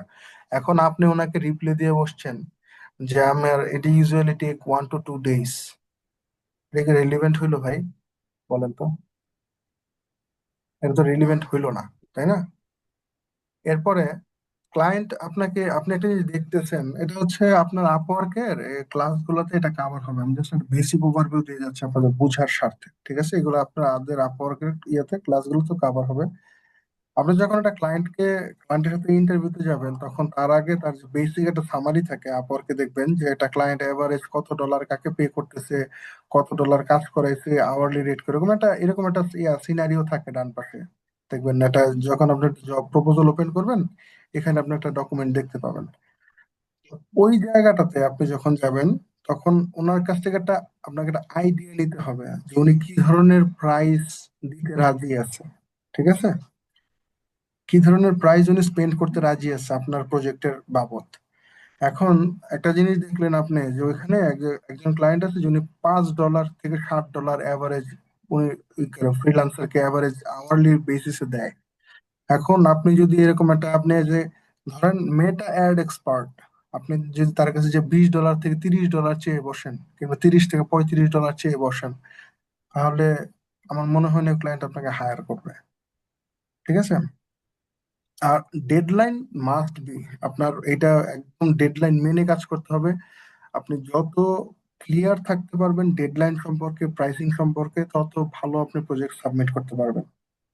আপনার অবশ্যই প্রজেক্ট একটা অনবোর্ড করার আগে ক্লায়েন্টের সাথে মিটিং এ থাকা অবস্থায় আপনি তাকে জিজ্ঞেস করবেন যে তোমার কি কোনো ডেডলাইন আছে কিনা, কিংবা অনেক সময় ক্লায়েন্ট আপনাকে জিজ্ঞেস করবে যে how long it will take to complete the project, or how long it will take to finish the project. তখন আপনি আপনার যে কাজের যে সময়টা লাগবে, যেমন ধরেন আপনি যখন একটা কনভার্সন ট্র্যাকিং করাবেন ওয়ার্ডপ্রেসের, তখন এটা হচ্ছে নর্মালি কাপল অফ আওয়ার্স এর ভিতরেই হয়ে যায়, কমপ্লিট হয়ে যায়। ঠিক আছে? তখন আপনি এখানে দুইটা কথা বলতে পারেন। একটা হচ্ছে যে আমার 2 দিন সময় লাগবে এই পুরো প্রজেক্টটা কমপ্লিট করার জন্য। আর আরেকটা ওয়েতে আপনি অ্যান্সার দিতে পারেন, সেটা হচ্ছে যে আমার 1 দিন সময় লাগবে পুরো প্রজেক্টটা কমপ্লিট করার জন্য, আর আমি 1 দিন এক্সট্রা নিতে চাই চেক করার জন্য যে কোনো বাগ ধরা পড়তেছে কিনা, কিংবা কোনো ইস্যু আসতেছে কিনা। বাট আমি 1 দিনের ভিতরে তোমার প্রজেক্টটা লাইভ করে দেব। এখন বলেন তো, এই দুইটা অ্যান্সার যে আমি দিলাম, এই দুইটা অ্যান্সারের ভিতরে কোন অ্যান্সারটা এঙ্গেজিং মনে হয়েছে বেশি? লাস্টেরটা ধর। পরেরটা। পরেরটা কেন দ্বিতীয়টা এঙ্গেজিং মনে হয়েছে ভাই বলেন তো? ওটা আসলে প্র্যাকটিক্যাল ইয়া কারণ হচ্ছে আপনি প্র্যাকটিস প্র্যাকটিক্যাল হয়ে কাজ এভাবে গেছে। করাই অলরেডি তো তাকে ইনশিওর করছেন যে হচ্ছে একদিনের মধ্যেই হয়ে যাবে, তবুও তাকে এক্সট্রা যে বললেন যে হচ্ছে আমি আপনার সমস্যাটা যদি দেখবো যে কোনো সমস্যা ফেস করতেছে কিনা, সেই জন্য একদিন চাচ্ছেন, তার হচ্ছে ক্লায়েন্ট আপনার উপরে আস্থা বেশি রাখবে, এটাই স্বাভাবিক। ঠিক আছে, তো আশা করি আপনারা জিনিসটা বুঝতে পেরেছেন। তো প্রাইসিং আপনি আপনার মতো করে করবেন, বাট হচ্ছে আপনি ক্লায়েন্টটাকে অ্যানালাইসিস করে নেবেন প্রাইসিং এর সময়। ঠিক আছে, ক্লায়েন্টকে অ্যানালাইসিস করে নেবেন এবং ডেডলাইনের কথা আমি হয়তো বুঝাইতে পারছি, তবে এগুলো আরো কাভার আপ করবে আমাদের হচ্ছে যিনি হচ্ছে আপওয়ার্কের ক্লাস নেবে কিংবা মার্কেট প্লেসে যিনি ক্লাস নেবে, উনি জিনিসগুলো আরো কাভার আপ করবে, সমস্যা নেই। বাট আমি এটা জাস্ট একটা ওভারভিউ দিয়ে যাচ্ছি যে এই জিনিসগুলো আপনি কিভাবে কাভার করবেন। ঠিক আছে, হাউ টু এন্ড একটা কল কোশ্চেন ছিল ভাই, কনফিডেন্টলি।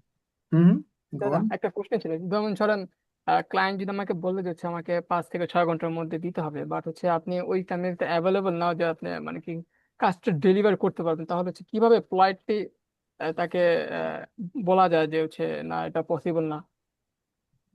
আচ্ছা, সেইখানে ডিপেন্ড করবে হচ্ছে যে আপনার ওই প্রজেক্টের উপরে। ঠিক আছে, এমন হতে পারে যে প্রজেক্টটা আপনি 6 ঘন্টার ভিতরে ডেলিভার করতে পারেন, বাট আপনি অন্য একটা প্রজেক্টে বিজি আছেন, আর যার ফলে আপনি করতে পারবেন না, তাই তো? এটা হচ্ছে ফেজ একটা। আরেকটা হতে পারে যে ওই ক্লায়েন্ট চাচ্ছে 6 ঘন্টার ভিতরে ডেলিভার করার জন্য, বাট এটা 6 ঘন্টার ভিতরে ডেলিভার করা পসিবল না। এই দুইটা সিনারিও তো হতে পারে পসিবল, তাই না? জি ভাই, জি। এখন যদি আপনি বিজি থাকেন, অন্য একটা কাজে যদি বিজি থাকেন, আর ক্লায়েন্ট যদি বলে যে আমাকে 6 ঘন্টার ভিতরে ডেলিভারি দিতে হবে, তখন আপনি তাকে সিম্পলি বলবেন যে দেখো আমি রিসেন্টলি আরেকটা কাজে বিজি আছি, আমাকে অ্যাটলিস্ট আপনার যে এস্টিমেটেড টাইমটা, ওই টাইমটা বলবেন যে আমাকে অ্যাটলিস্ট এত ঘন্টা সময় দাও, তাহলে আমি তোমাকে তোমার প্রজেক্টটা কমপ্লিট করে দিতে পারবো। ঠিক আছে, এটা হতে পারে একটা অ্যান্সার। আরেকটা অ্যান্সার হতে পারে যে আরেকটা সিনারিওর জন্য, ধরেন আপনি একটা কাজ করবেন, ওই কাজটা হচ্ছে আপনার নর্মালি 8 ঘন্টা সময় লাগবে। ঠিক আছে, এখন ক্লায়েন্ট বলতেছে যে আপনাকে 6 ঘন্টার ভিতরে এটা করে দিতে হবে। সেই ক্ষেত্রে আপনি তাকে এটা জেনারেলি বুঝাইতে পারেন যে it normally takes 7 to 8 hours to complete the whole project, but you are talking about 6. Just allow 1 or 2 hours so I can complete the project without any errors or without any problem.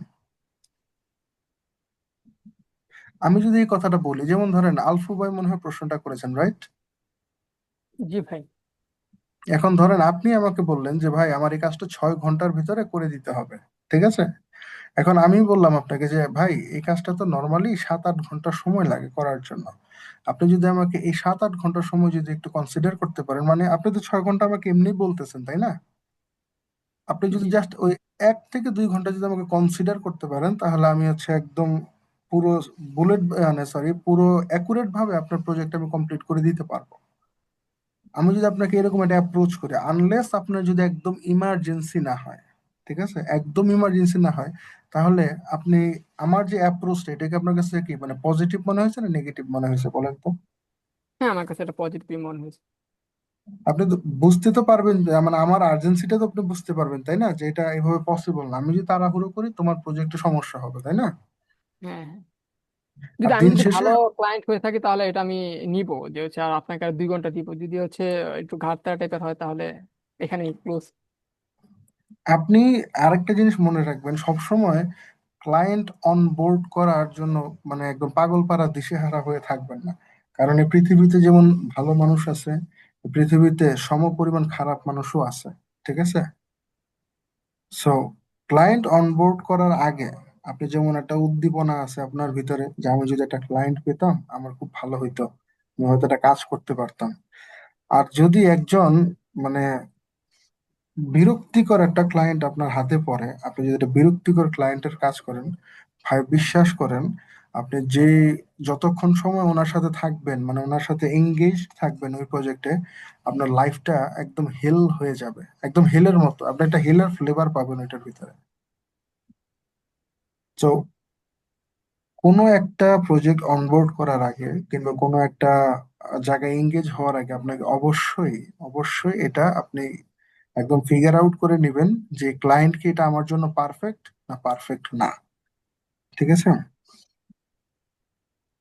So এই পয়েন্টটা মনে হয় clear.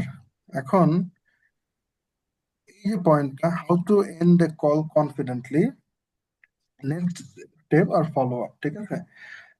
আপনি যখন ওই কলটা কেটে দিবেন, কেটে দেওয়ার আগে আপনি তাকে একটা পজিটিভ একটা নোটে কলটা কাটবেন।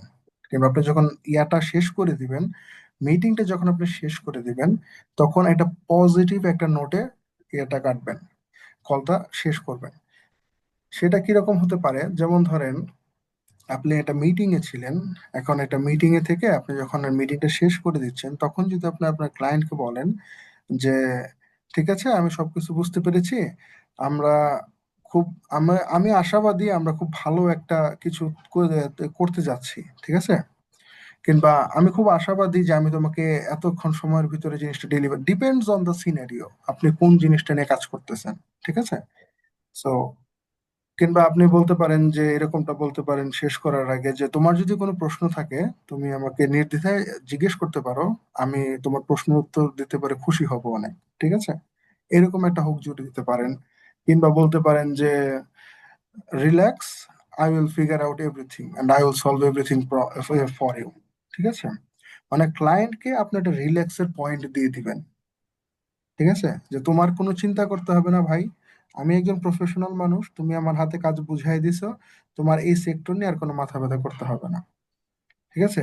তাও এটা আপনি একটা পোলাইট ওয়েতে বলবেন। এবং এই জিনিসটা আপনি আবার ওই একদম বইলা ফাটাই ফেলেন না যে আমি তোমাকে একদম মানে চাঁদের দেশে পাঠাই দিব, বিষয়টা কিন্তু এরকম না। একদম নর্মাল, একদম প্র্যাকটিক্যাল। ঠিক আছে? একটা আপনি নোটে আপনার এই ক্লায়েন্টের যে মিটিংটা এটা এন্ড করবেন। অবশ্যই সেটা হ্যাপি নোটে হইতে হবে, যাতে ক্লায়েন্ট আপনার সাথে কথা বলে বের হয়ে যাওয়ার আগে হাসি মুখে বের হয়ে যায়। ঠিক আছে? এইভাবে আপনি আপনার কলটা কাটবেন। এই জিনিসগুলো অবশ্যই আপনি এখন যতটুকু শুনতেছেন, আপনি যখন এই জিনিসগুলো প্র্যাকটিস করবেন কিংবা এই জিনিসগুলো সম্পর্কে যখন আরো এক্সপ্লোর করবেন, তখন আরো অনেক আইডিয়া আপনার মাথায় জেনারেট হবে। এটাই স্বাভাবিক। ঠিক আছে? তারপরে আছে ফলো আপের একটা মেসেজের একটা অপশন আছে। ধরেন আপনি কোনো একটা ক্লায়েন্টের সাথে মানে মিটিং করেছেন, তো উনি আপনাকে বলতেছে যে আচ্ছা ঠিক আছে, সমস্যা নেই, আমি তোমাকে অ্যাক্সেস পাঠিয়ে দিচ্ছি, বাট কিংবা অফার পাঠিয়ে দিচ্ছি। ঠিক আছে? এটা অনেক সময় অনেক ক্লায়েন্ট বলে। এটা দুইটা কারণ, এটা বলার পরে দুইটা ঘটনা ঘটতে পারে। একটা হচ্ছে উনি কিছুক্ষণ পরে আপনাকে একটা অফার পাঠিয়ে দিছে, আরেকটা হচ্ছে উনি আপনাকে অফার পাঠায়নি কিংবা আপনাকে অ্যাক্সেস পাঠায়নি। ঠিক আছে? এই দুইটা ঘটনা ঘটতে পারে। সো পরের যেটা ঘটনা বললাম যে উনি আপনাকে অ্যাক্সেস পাঠায় নাই, সেই ক্ষেত্রে আপনার ওইখানেও আর দুইটা কারণ থাকতে পারে। একটা হচ্ছে যে হয়তো উনি কোথাও ব্যস্ত আছে, অথবা উনি আপনার প্রতি এতটা ইন্টারেস্টেড না। উনি হয়তো আপনাকে মুখের উপরে না বলতে পারে নাই, বাট উনি মিটিংটা এন্ড করে দিয়ে অন্য কারোর সাথে হয়তো এঙ্গেজ হয়ে যাওয়ার চেষ্টা করতেছে। ঠিক আছে? সেই ক্ষেত্রে আপনি যদি তাকে ফলো আপ যে মেসেজটা দিতে পারেন, সেইটা একদম politely, client engaging and also friendly আপনি একটা ফলো আপ মেসেজ লিখবেন। ধরেন আপনার মিটিং এখন শেষ হয়ে গেছে, উনি আপনাকে বলছিল যে আচ্ছা আমি একটু পরে তোমাকে একটা অফার পাঠিয়ে দিচ্ছি। তো আপনি হচ্ছে প্রথম মেসেজটা দিবেন হচ্ছে ধরেন মিটিং এর 2 ঘন্টা পর, কথার কথা, প্রথমে একটা মেসেজ দিলেন 2 ঘন্টা পরে। তারপরে হয়তো দেখলেন যে উনি রেসপন্স করলে ভালো, আর যদি না করে সেই ক্ষেত্রে তাকে আরেকটা ফলো আপ মেসেজ দিবেন। সেটা হচ্ছে যদি প্রথম মেসেজটা যদি 2 ঘন্টা পরে দেন, ওইটা আরো দিতে হবে আরো কিছু সময় পরে, যেটা হতে পারে 6 ঘন্টা, 8 ঘন্টা, কি 10 ঘন্টা, কি 20 ঘন্টা। কিন্তু আপনি ধরে নেন আপনি প্রথম মেসেজটা আজকে দিয়েছেন, তাহলে পরের মেসেজটা একদিন গ্যাপ দিয়ে পরের দিনে দিতে পারেন, বাট উইদিন 72 আওয়ার্স এর ভিতরে আপনি একটা ফলো আপ মেসেজ দিয়ে দিবেন। ঠিক আছে? বাট ফলো আপ মেসেজ গুলো যখন দিবেন তখন অবশ্যই চেষ্টা করবেন যে ক্লায়েন্টের যে ওয়ার্ক যে স্কেডিউলটা আছে, উনি ধরেন সকাল 9টা থেকে বিকেল 5টা পর্যন্ত কাজ করে, ওই ওয়ার্ক স্কেডিউলের ওই ইয়াটার ভিতরে দেওয়ার চেষ্টা করবেন, মেসেজ দেওয়ার চেষ্টা করবেন। আর একটা ইম্পর্টেন্ট জিনিস, আপনি যখন কোনো ক্লায়েন্টকে মেসেজ দিবেন, অবশ্যই সেটা তার যে ওয়ার্কের যে স্কেডিউলটা আছে ওই স্কেডিউলের ভিতরে দেওয়ার চেষ্টা করবেন। এখন আপনি ক্লায়েন্টকে মেসেজ দিয়েছেন, তখন ক্লায়েন্টের ওখানে রাত বাজে 3টা। এটা তো ভালো কোনো একটা ইমপ্রেশন আপনার জন্য তৈরি করবে না, তাই না? কারণ ক্লায়েন্ট তখন ঘুমাচ্ছে, আপনি তাকে মেসেজ দিয়ে বসে আছেন। এটা কোনো ভালো ইমপ্রেশন আপনার জন্য তৈরি করবে না। অবশ্যই এই জিনিসটা মেনটেন করবেন। আর এই পর্যন্তই আমাদের আজকের পয়েন্ট কভার করার ছিল। তো এখন এই পয়েন্টটা কি বুঝতে পেরেছেন সবাই? যদিও আমরা এখন অন্য একটা দিকে চলে যাব, তো এটা একটু কনফার্ম করেন, এই যে এই পয়েন্টটাকে বুঝতে পেরেছেন? আচ্ছা। হ্যাঁ, বুঝতে পারছি ফলো আপ দেওয়া উচিত। তারপর হচ্ছে ফলো আপ, যেমন ফার্স্ট ফলো আপ এবং সেকেন্ড ফলো আপটা কিরকম হওয়া উচিত? ফার্স্ট ফলো আপটা যেমন আপনি তাকে রিমাইন্ডার হিসেবে দিতে পারেন যে, হেই, তুমি আমাকে বলেছিলে ই করার জন্য, যে তুমি আমাকে বলেছিলে অ্যাক্সেস দিবে, তুমি কি ব্যস্ত? যেমন ধরেন আপনি আমার সাথে মিটিং এ ছিলেন, ঠিক আছে, আপনি বলতেছেন যে, আচ্ছা অমিত, আমি হচ্ছে তোমাকে মিটিং এন্ড করে আমি তোমাকে অ্যাক্সেস পাঠিয়ে দিচ্ছি, কিন্তু অফারটা পাঠিয়ে দিচ্ছি। সো আপনি তখন আপনি তখন প্রশ্নটা এইভাবে করতে, আমি যখন আপনাকে প্রশ্নটা এইভাবে করতে পারি যে, হে, তুমি তো আমাকে অ্যাক্সেস দিবে বলেছিলে, কিংবা তুমি আমাকে অফার পাঠাবে বলেছিলে, তুমি কি এখন ব্যস্ত? তখন কিন্তু আপনার ব্রেনে জিনিসটা হিট করবে যে, না, হ্যাঁ, আমি তাকে অফার পাঠানোর কথা বলেছিলাম, হয়তো সামহাও আমি ভুলে গেছি। ঠিক আছে?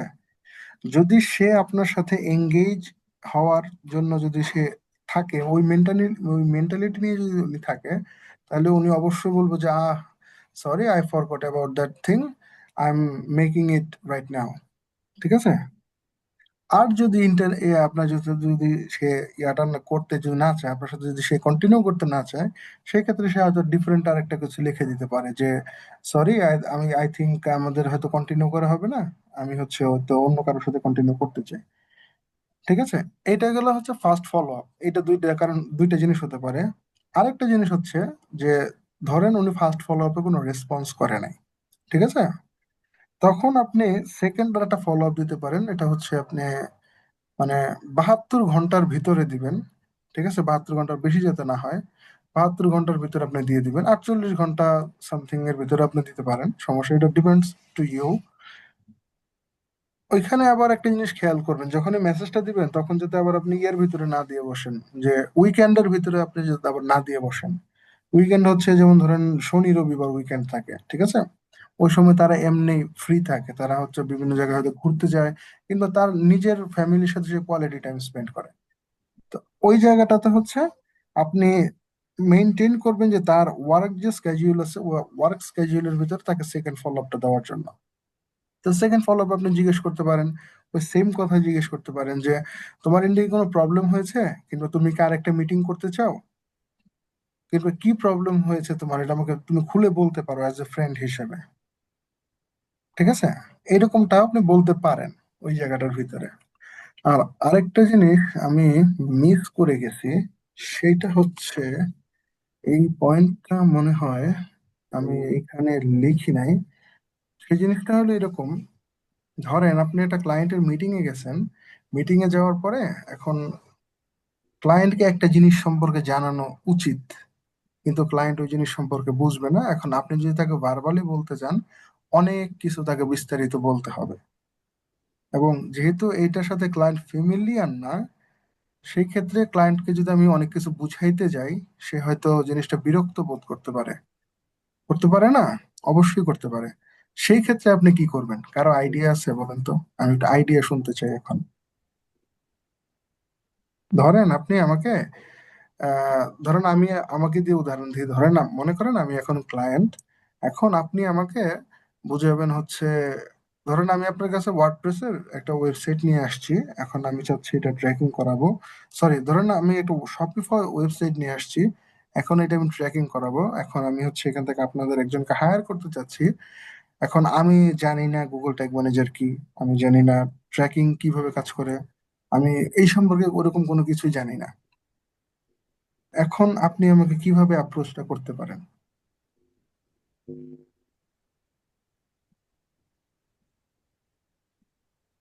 কারো কোনো আইডিয়া আছে?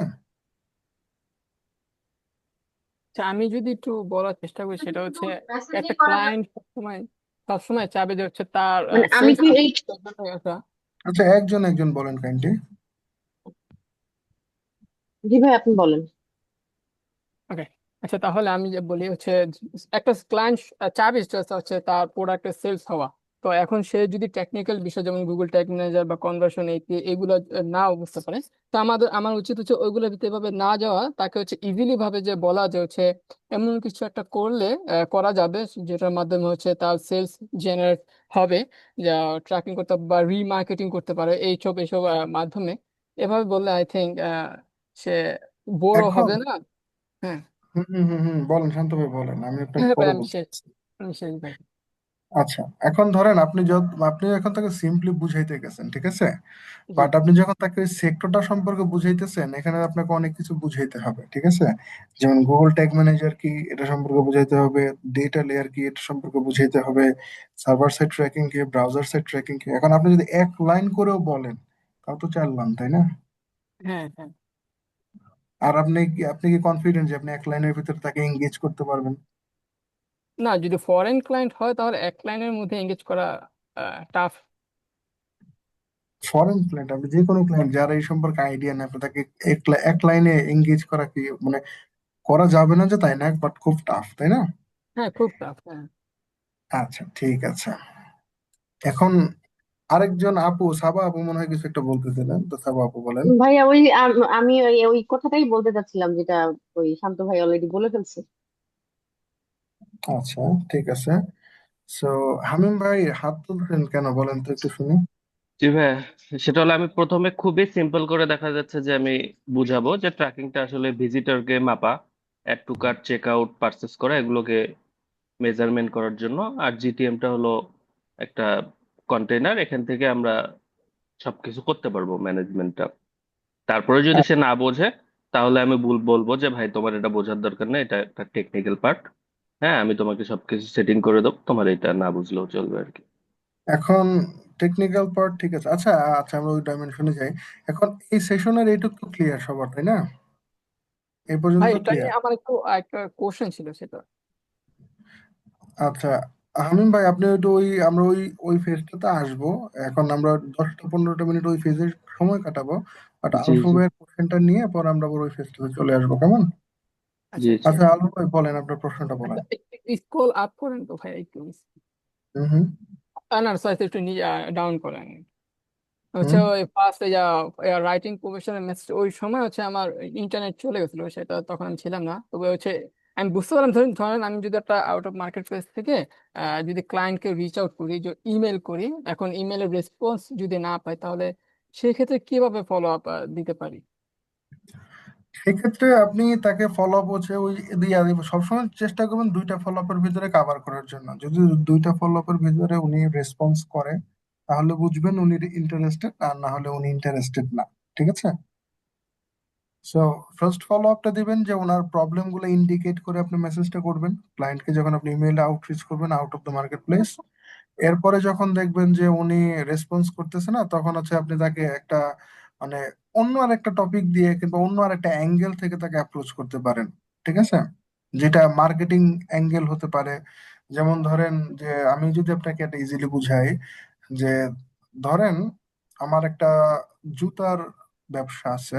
এখন আপনি আমাকে এই কনভার্সন ট্র্যাকিং এর জন্য আপনি হচ্ছে আমাকে মানে ইয়া করছেন, রিচ আউট করছেন ক্লায়েন্টের সরি ইমেইলের মাধ্যমে। তখন আপনি আমাকে বলতে পারেন যে প্রথম মেসেজটা এরকম হতে পারে, আমার প্রবলেম গুলো ইন্ডিকেট করে প্রথম মেসেজটা আপনি করতে পারেন যে তোমার জুতার দোকান, আমি তোমার জুতার শপটা ভিজিট করে দেখলাম, ওখানে কোনো কনভার্সন ট্র্যাকিং আমি পাইনি। তোমার কনভার্সন ট্র্যাকিং এর জন্য ল্যাকিংস এর কারণে তুমি এই বেনিফিট গুলো মিস আউট করে যাচ্ছ, তাই না? তো আপনি প্রথম মেসেজটা এইভাবে দিতে পারেন আমার প্রবলেম ইন্ডিকেট করে। তারপরে যদি আমি আপনাকে কোনো রেসপন্স না করি, তখন আপনি আরেকটা কাজ করতে পারেন, সেটা হচ্ছে আপনি আমাকে বলতে পারেন এরকম যে আমি রিসেন্টলি তোমার বিজনেসের মতো আরেকটা বিজনেস, ওই বিজনেসটাকে স্টাডি করলাম, ওরা হচ্ছে খুব ভালো সেল জেনারেট করতেছে, কিংবা আপনি একটা একটা বিজনেস কেস স্টাডি তাদেরকে দেখাইতে পারেন 2-3 লাইনে ওদের যেটা প্র্যাকটিক্যাল। ওইটা দিয়ে আপনি তাকে বলতে পারেন যে আমি তোমাকে এই সেম ভ্যালুটা গেইন করে দিতে পারি, ঠিক আছে? ওইভাবে একটা ফলো আপ আপনি সুন্দর করে সাজিয়ে একটা স্ট্রাকচার্ড ওয়েতে সাজিয়ে আপনি হচ্ছে আবার তাকে সাবমিট করতে পারেন। যদি কোনো ক্লায়েন্ট এই বিষয়ে এঙ্গেজ থাকে, যদি কোনো বিজনেস ওনার এই বিষয়গুলোতে অ্যাওয়ার থাকে, তাহলে সেই ক্ষেত্রে আপনাকে অবশ্যই সে রিচ আউট করার চেষ্টা করবে। আর যদি সে প্রয়োজন মনে না করে, সেই ক্ষেত্রে হয়তো আপনার সাথে সে আর কন্টিনিউ, আপনার হয়তো মেসেজে রিপ্লাই দিবে না। বাট আপনি যখন মেইলটা লিখবেন, ওই মেইলের ভিতরে আপনার কিছু স্ট্রাকচার আছে, ওই স্ট্রাকচার গুলো ফলো করতে হবে। ঠিক আছে? স্ট্রাকচারের মধ্যে যেমন প্রথম যে পয়েন্টটা থাকবে, ওই প্রথম পয়েন্টে আপনি হচ্ছে ক্লায়েন্টের পেইন পয়েন্টটা অ্যাড্রেস করার চেষ্টা করবেন। ঠিক আছে? So, প্রথমে আপনি হচ্ছে ক্লায়েন্টের পেইন পয়েন্ট অ্যাড্রেস করবেন। দ্বিতীয়ত হচ্ছে আপনি সোশ্যাল প্রুফ কিছু দেওয়ার চেষ্টা করবেন, যে আমি এই ধরনের এই কাজগুলো করছি, কিংবা আমি এই মানুষদেরকে এই বেনিফিট গুলো দিছি। এরপর আপনি হয়তো নিজের সম্পর্কে কিছু একটা বলতে পারেন। কিংবা আপনি প্রথম প্যারাতে আপনি হচ্ছে ক্লায়েন্টের পেইন পয়েন্ট অ্যাড্রেস করলেন, দ্বিতীয় প্যারাতে আপনার নিজের সম্পর্কে কিছু রাখলেন, তৃতীয় প্যারাতে আপনি একটা সোশ্যাল প্রুফ দিয়ে দিলেন। ঠিক আছে? এইভাবে একটা স্ট্রাকচার আপনি বানাবেন, এবং এখানে মাল্টিপল স্ট্রাকচার বানাবেন। মাল্টিপল স্ট্রাকচার বানিয়ে দেখবেন যে কোনটা ইফেক্টিভ হচ্ছে। কেমন? এই হচ্ছে বিষয়। তো শান্ত ভাই, বুঝতে পেরেছেন হ্যাঁ বিষয়টা? হ্যাঁ হ্যাঁ ভাই, ধন্যবাদ আপনাকে। হ্যাঁ, বুঝতে পেরেছি। আচ্ছা, ঠিক আছে। আমাদের জন্য আরেকটা পয়েন্ট ছিল, যে পয়েন্ট নিয়ে আমরা ডিসকাস করতেছিলাম, সেটা হচ্ছে ওই, বলে গেছি আমি। ওই, আসলে যে ক্লায়েন্ট যদি টেকনিক্যাল নন টেকনিক্যাল হয় হ্যাঁ আমরা। হ্যাঁ হ্যাঁ হ্যাঁ, যেমন আমাদের বিষয়টা ছিল যে আমি হচ্ছে একজন, আচ্ছা সাবা আপু মনে হয় এখানে আছেন, প্রদীপ দাও আছেন এখানে। আমি হচ্ছে ইয়াটা বন্ধ করে দিই, শেয়ারটা বন্ধ করে দিই। সো ওনারা হচ্ছে গুগল ট্যাগ ম্যানেজারের কাজ করে, কনভার্সন ট্রেনিং এর কাজ করে। আরো অনেকে মনে হয় আছেন, রাইট? কারা কারা গুগল ট্যাগ ম্যানেজারের কাজ করে একটু বলেন তো, একটু আওয়াজ দেন। আসি ভাই, টুকটাক। Google tag manager, conversion tracking এর কাজ করেন, কে কে আছেন একটু বলেন তো। কি ব্যাপার, আমাকে কি শুনতে পাচ্ছেন না আপনারা, নাকি জি, কোথাও শোনা যায় প্রবলেম দাদা। হচ্ছে? তো প্রদীপ, আপনি কনভার্সন ট্র্যাকিং এর কাজ করেন না? জি, আপনি তো আমাদের নাম বললেন, তাই আর কি কথা বলছিলাম। আচ্ছা, যাই হোক, আর কেউ নাই কনভার্সন ট্র্যাকিং এর কাজ করেন? ঠিক আছে, সমস্যা নেই, যেহেতু রাত অনেক হয়ে যাচ্ছে, আমি আর দেরি না করি। তো বিষয়টা হচ্ছে, ধরেন আপু কিংবা প্রদীপ দা, আপনাদের দুজনকে বলি, কিংবা আরো যারা আছেন কনভার্সন ট্র্যাকিং এর, আপনি আমাকে ই করে দিবেন, আমার ওয়েবসাইটে কনভার্সন এপিআই ইনক্লুড করে দিবেন, আমার শপিফাই ওয়েবসাইট। ঠিক আছে? সো এখানে আপনি একটু এক নজরে বলেন তো আমার কি কি লাগবে। বাবা আপু বলেন তো, আমার একটা ওয়েবসাইট আপনি মেটা পিক্সেল কনভার্সন এপিআই করে দিবেন, আমার শপিফাই হুম হুম। ওয়েবসাইট। আপনার আমার কি কি লাগবে এখন বলেন, কিংবা আপনার কি কি দরকার, কিংবা আমার নতুন করে কি কি ইমপ্লিমেন্ট করতে হবে, এগুলো একটু বলেন তো এক নজরে। আপনার পুরো কাজটা করতে রিকোয়ারমেন্ট কি কি? আচ্ছা, ভাই আমি হচ্ছে প্রথমত আহ মেটা অ্যাডস নিয়ে তো কাজ করিনি, বাট তারপরে হচ্ছে যেহেতু পিক্সেল সেটআপের কথা এখানে আসতেছে, তো প্রথমত হচ্ছে আমার তার কাছ থেকে ওয়েবসাইটের ফুল অ্যাক্সেসটা, অ্যাডমিন অ্যাক্সেসটা লাগবে। তারপরে হচ্ছে, হ্যালো। হ্যাঁ, শুনতেছি আপু, হ্যাঁ বলেন। শপিফাইয়ের হ্যাঁ। আচ্ছা, শপিফাইয়ের প্রথমে, কথা বলছে, ওয়েবসাইট হ্যাঁ শপিফাই। শপিফাইয়ের কথা বলতে অ্যাডমিন অ্যাক্সেস নেওয়া লাগবে। ক্যাম্পেইনের ডেটা লাগবে না, সরি, গুগল এডসের হ্যাঁ, গুগল এডস এর তো এটা তো অবশ্যই লাগবে, গুগল এডস এর তো লাগবেই। জিটিএম এরটাও লাগবে। জিটিএম এরটাও লাগবে। তা আমি যদি আচ্ছা, আমি বলি, যেহেতু, আমি শোনেন, আচ্ছা আপু, ওয়েট, আমি যেহেতু রাত অ্যাক্টিভ হয়ে গেছে, আমি সিম্পলিফাই করে দিই, ঠিক আছে? যেমন আপনার ধরেন মেটা পিক্সেলের ব্যাকএন্ড অ্যাক্সেস লাগবে, তারপরে হচ্ছে আপনার ওয়েবসাইট ব্যাকএন্ড অ্যাক্সেস লাগবে, আপনার একটা ডেটা লেয়ার লাগবে, তারপর আপনার গুগল ট্যাগ ম্যানেজারের ব্যাকএন্ডের অ্যাক্সেস লাগবে, তারপরে হচ্ছে আপনার স্টেপ কন্টেনারের একটা অ্যাক্সেস লাগবে। আমার মনে হয় এই কয়টাই হয়ে যাবে, তাই না? এই কয়টা অ্যাক্সেস লাগবে। আর ডিবাগিং So, এর জন্য অ্যানালাইটিক্স এটাও নেই। আপনি অ্যানালিটিক্সে যদি আমি ডাটা পাঠাতে না চাই, এখন আপনি কি আমাকে নিবেন অ্যানালিটিক্স অ্যাক্সেস? না না। আমি ধরেন আমি শুধুমাত্র মেটা কপি করবো, আপনার তো অ্যানালিটিক্স এর এখানে দরকার নেই, তাই না? হুম হুম হুম। সো ধরেন এখন এই একটা জিনিস সম্পর্কে আমি পরিচিত না, আমার পয়েন্টটা হলো এই জায়গায়, ওই স্টেপ সম্পর্কেও আমি পরিচিত না, তারপরে হচ্ছে আমি হচ্ছে ওই ওই ব্রাউজার সাইড কন্টেনার কি, সার্ভার সাইড কন্টেনার কি, এগুলোও জানি না।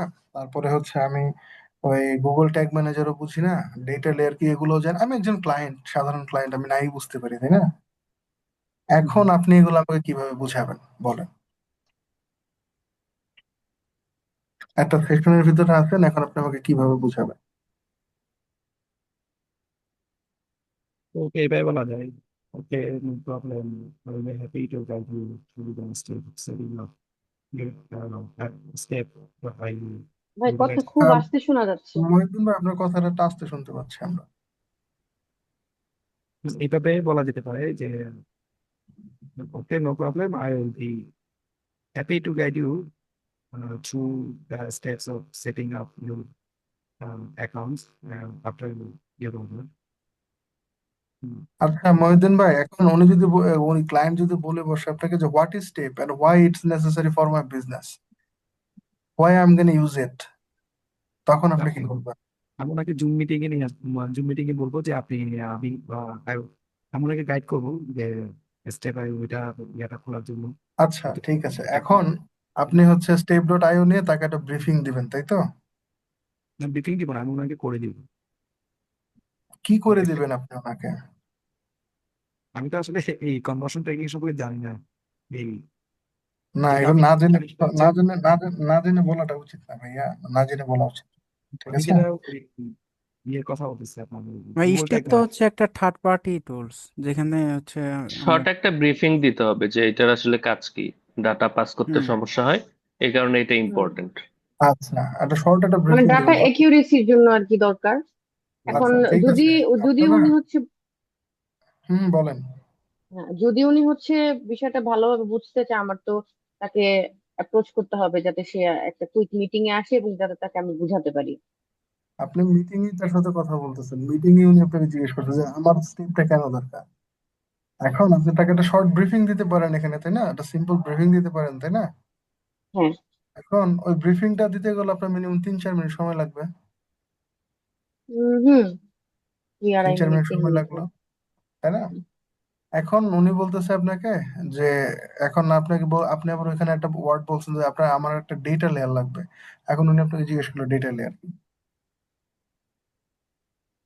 এখন ডেটা লেয়ার ডেটা লেয়ার সম্পর্কে কি? আমি আচ্ছা, আমি অত ডেটা লেয়ার। কমপ্লেক্স করব না। ফার্স্ট অফ অল, সে যেহেতু বোঝে না, আমি সিম্পল ভাবে বোঝানোর হুম চেষ্টা করব। অথবা আমার এই ধরনের কোশ্চেন আসলে আমি 2-3টা ফরম্যাট বানাবো। যদি দেখি ক্লায়েন্ট বেশি প্রফেশনাল তাহলে ভালোভাবে বলবো, যদি দেখি যে না নুব, তাহলে দেখা যাচ্ছে খুবই শর্টকাটে বুঝাবো। হ্যাঁ, মানে যেন মনে হচ্ছে যে খুব ইজি একটা কাজ, এইভাবে বোঝানোর ট্রাই করবো আর কি। কারণ এইগুলোর উপরে বেস এই যে করে একটা কিন্তু আপনি problem, চার্জ করবেন তাকে, তাই না? এগুলোর উপর বেস করে হ্যাঁ। কিন্তু চার্জ করবেন। এখন ক্লায়েন্ট আপনাকে জিজ্ঞেস করে বসলো ডেটা লেয়ার কি, আপনাকে কোনো ডেটা লেয়ার বোঝানোর জন্য অ্যাটলিস্ট 2 মিনিটের একটা ব্রিফিং দিতেই হবে। হুম যাতে আপনি তো তাকে জাস্ট বুঝানোর, আপনি নিজে বুঝতেছেন, ওনাকে বুঝাইতে হবে, ওনাকে এটাতে রাজি করাইতে হবে, তাই না?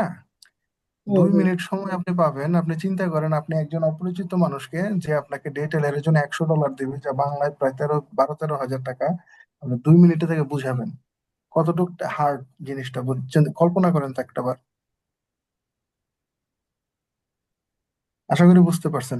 এইরকম ডিফারেন্ট ডিফারেন্ট সেক্টর গুলাতে আপনি যখন তাকে 2 মিনিট 3 মিনিট করে ব্রিফিং দিতে যাবেন, আপনি তাকে হয়তো ওভারঅল একটা 15 মিনিট একটা ব্রিফিং দিচ্ছেন, তাই না? কিন্তু এই 15 মিনিটের ব্রিফিং এ আপনি যা বলছেন এগুলো একটাও ক্লায়েন্টের সাথে রেলিভেন্ট না। এখন কি হইতে পারে বলেন? অবশ্যই ক্লায়েন্ট বিরক্ত বোধ করা শুরু করবে, কারণ এগুলো একটাও তার, মানে তার কমন পড়তেছে না, একটার সাথে সাথে রিলেট করতে পারতেছে না, কারণ এগুলো সবই টেকনিক্যাল জিনিস, ফ্যামিলিয়ার তাই না? যখন দেখবেন যে না অনেক কিছু একভাবে জমে যাইতেছে, কিংবা একটা জিনিস আমি তাকে সিম্পল ওয়ার্ডে বললেও আমার অনেক সময় লেগে যেতে পারে, অনেক কিছু হয়ে যেতে পারে, তখন কি করা যেতে পারে আমি একটা আইডিয়া জানতে চাই আপনাদের কাছ থেকে।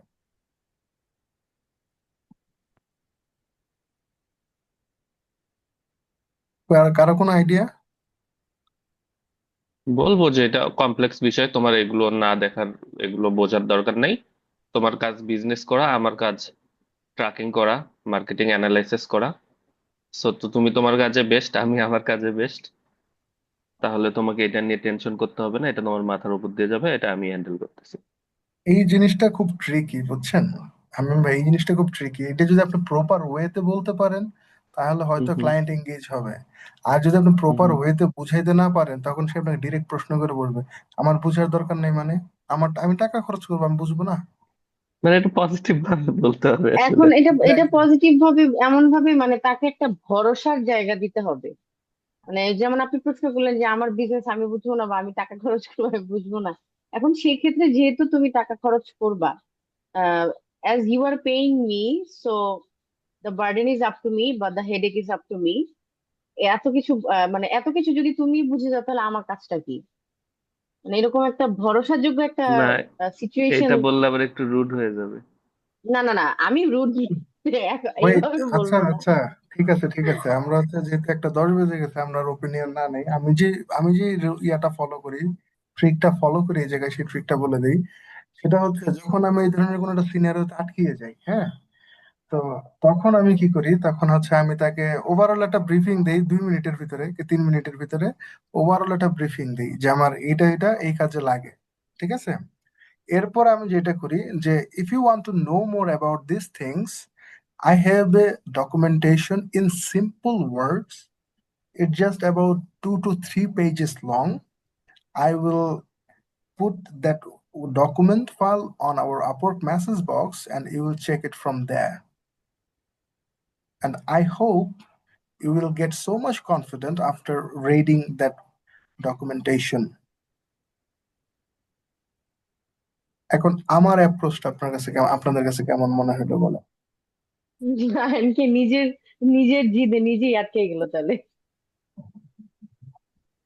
আমি তাকে একটা ডকুমেন্টেশন দিয়ে দিছি। হ্যাঁ হ্যাঁ, ওইটাই তো। এখন সে আর মানে সে তো সহজ ভাবে জানতে আসছিল আপনার কাছে, এখন যেহেতু সহজ ভাবে জানার বিষয় মধ্যে পড়ে না, তাহলে এখন ডকুমেন্ট পড়ো। না না না, বিষয় তো আমি এটাকে সেরকমই। সিম্পল ডকুমেন্ট, একদম সিম্পল একটা ডকুমেন্ট বানিয়ে দেবো যেখানে একদম সিম্পল ওয়ার্ডে একদম মেইন পয়েন্ট গুলো হাইলাইট করা থাকবে। হুম ওই হুম হুম। হাইলাইটেড পয়েন্টের ভিতরে আপনি শুধু দেখতে পাবেন যে এই জিনিসগুলো এখানে কভার করা আছে। এখানে কোনো এক্সট্রা কোনো লেখা থাকবে না, কোনো মানে উল্টাপাল্টা কোনো লেখা থাকবে না, জাস্ট শুধু পয়েন্ট গুলো কভার করা থাকবে, আর কিছু থাকবে না, বুঝছেন? এটা হচ্ছে মানে কি শামীম বিষয়। বলছে আমাদের যেরকম হ্যান্ড আউট গুলো দেয়। হুম হুম। হুম হুম। কারণ দিন শেষে আপনার হচ্ছে জিনিসটা এঙ্গেজ রাখতে হবে, ক্লায়েন্ট ফ্রেন্ডলি রাখতে হবে, তা না হলে আপনার তো কোনো লাভ নাই, তাই না? তা না হলে কোনো লাভ আছে বলেন? এটা যদি হুম এক হুম লাইনে এক লাইনে বলেন তো ব্যাপার কি? হুম হুম। এক লাইনে সিম্পলি ওয়ান। আমি হচ্ছে আপনার কথাটা ক্লিয়ারলি শুনতে পাচ্ছি না মহিউদ্দিন ভাই। তো আমার এখানে নেট প্রবলেম হচ্ছে। উনি বলতে চাচ্ছে এক লাইনের মধ্যে ডাটা লেয়ারটা সম্পর্কে জানতে চাচ্ছে যে ডাটা লেয়ারটা কি, ডাটা লেয়ার বিষয়টা। সো যদি এক লাইনে বলি তাহলে আমি বলতে পারি যে data layer is like a brain. So in data layer we catch the product information and the customer information as well. Without this data layer we can't track any parameters, and it will be, without those parameters it will be like what you can call, তখন আপনি একটা random একটা কিছু বলে দিবেন যে it will be like কি বলতে পারেন আপনি এই জায়গায়, কিংবা আমি কি বলি আমার মাথায় আসতেছে না এখন। আমি খুব সুন্দর একটা অ্যাপ্রোচ করি ওই জায়গায়, আরো ছোট করে করি যে data layer like is brain. Without this data layer we can't track any valuable parameters, and at the end of the day it will cost our business, it will cost in our data accuracy and everything. এরকম একটা just simple একটা দিয়ে দিতে পারেন। আর তারপরে যদি সে বিস্তারিত জানতে চায়, স্পেসিফিক ডেটা লেয়ার সম্পর্কে জানতে চায়, তাহলে আপনি তাকে একটা বিস্তারিত সেশন দিতে পারেন যে ডেটা লেয়ার, এটা জাভাস্ক্রিপ্ট কোড, এটা আমি এই জায়গায় ইনজেক্ট করব, এই কোডটা আমার এই ইভেন্ট গুলো ফায়ার করবে। এটা হচ্ছে যদি সে স্পেসিফিক ইয়া সম্পর্কে জানতে চায়, ডেটা লেয়ার সম্পর্কে, একদম সিম্পলি বলবেন। আর যদি সেটা স্পেসিফিক ওভারঅল সবকিছু সম্পর্কে জানতে চায়, আপনি তখন তাকে একটা সিম্পল ডকুমেন্টেশন ধরাই দিবেন, আর কিছুই না, তাই না? মানে ডাটা লেয়ার হলো একটা এমন একটা জায়গা যে ডাটাগুলো পাস হয় একটা পাইপের মতো। এক্স্যাক্টলি, যেখান থেকে আপনি প্যারামিটার সেন্ড করতে পারেন আপনার বিজনেসের জন্য। আপনি যখন এই জিনিসটা বলে দিবেন তখন হচ্ছে ও, মানে যখন, মানে ওকে যখন আপনি বুঝিয়ে দিতে পারবেন যেটা তোমার বিজনেসের জন্য ভালো, তখন ও মনে করেন যে জিনিসটা না বুঝলেও বুঝার একটা ভান ধরবে যে না হ্যাঁ ঠিক আছে, আমার ফ্রিল্যান্সার অনেক কিছু পারে, অনেক কিছু বুঝে, ঠিক আছে? আমি যদি এভাবে বলি, তারা এই data layer is needed to be tracking organized calculate and flexible, making তো analytics আমি and ধরেন আমি আপনাদেরকে একটা জিনিস দেখাই, দাঁড়ান এক মিনিট। ধরেন এই যে আমি এই ডকুমেন্টেশনটা ফলো করি, আমি এই ডকুমেন্টেশনটা দিয়ে দিই যে তোমার এটা পড়ে পড়ে বুঝে নাও। এই যে why we use Google Tag Manager for GTM, for Meta Pixel, তারপরে কেন মানুষ ডিরেক্টলি করে ওয়েবসাইটের সাথে কোড এমবেড করে, তারপরে হচ্ছে জিটিএম কেন ভালো, তারপরে ডাটা লেয়ার কে দেখেন যে ডেটা লেয়ার কতটুকু, এই যে এইটুকুর ভিতরে ডেটা লেয়ার শেষ, এই যে এইটুকুর ভিতরে, দেখছেন? তারপরে যেমন এই যে what is browser side tracking, এই যে এক লাইনে ব্রাউজার সাইড ট্র্যাকিং শেষ, প্রোস কনস। সার্ভার সাইড ট্র্যাকিং ওই এক লাইনে শেষ। এগুলো কেন আমার বিজনেসে দরকার? লাস্টে উইদাউট প্রপার ট্র্যাকিং কি হবে, উইথ প্রপার ট্র্যাকিং কি হবে, আর এটা তোমার বিজনেসে কিভাবে হেল্প করবে, আর এক্সট্রা বেনিফিট।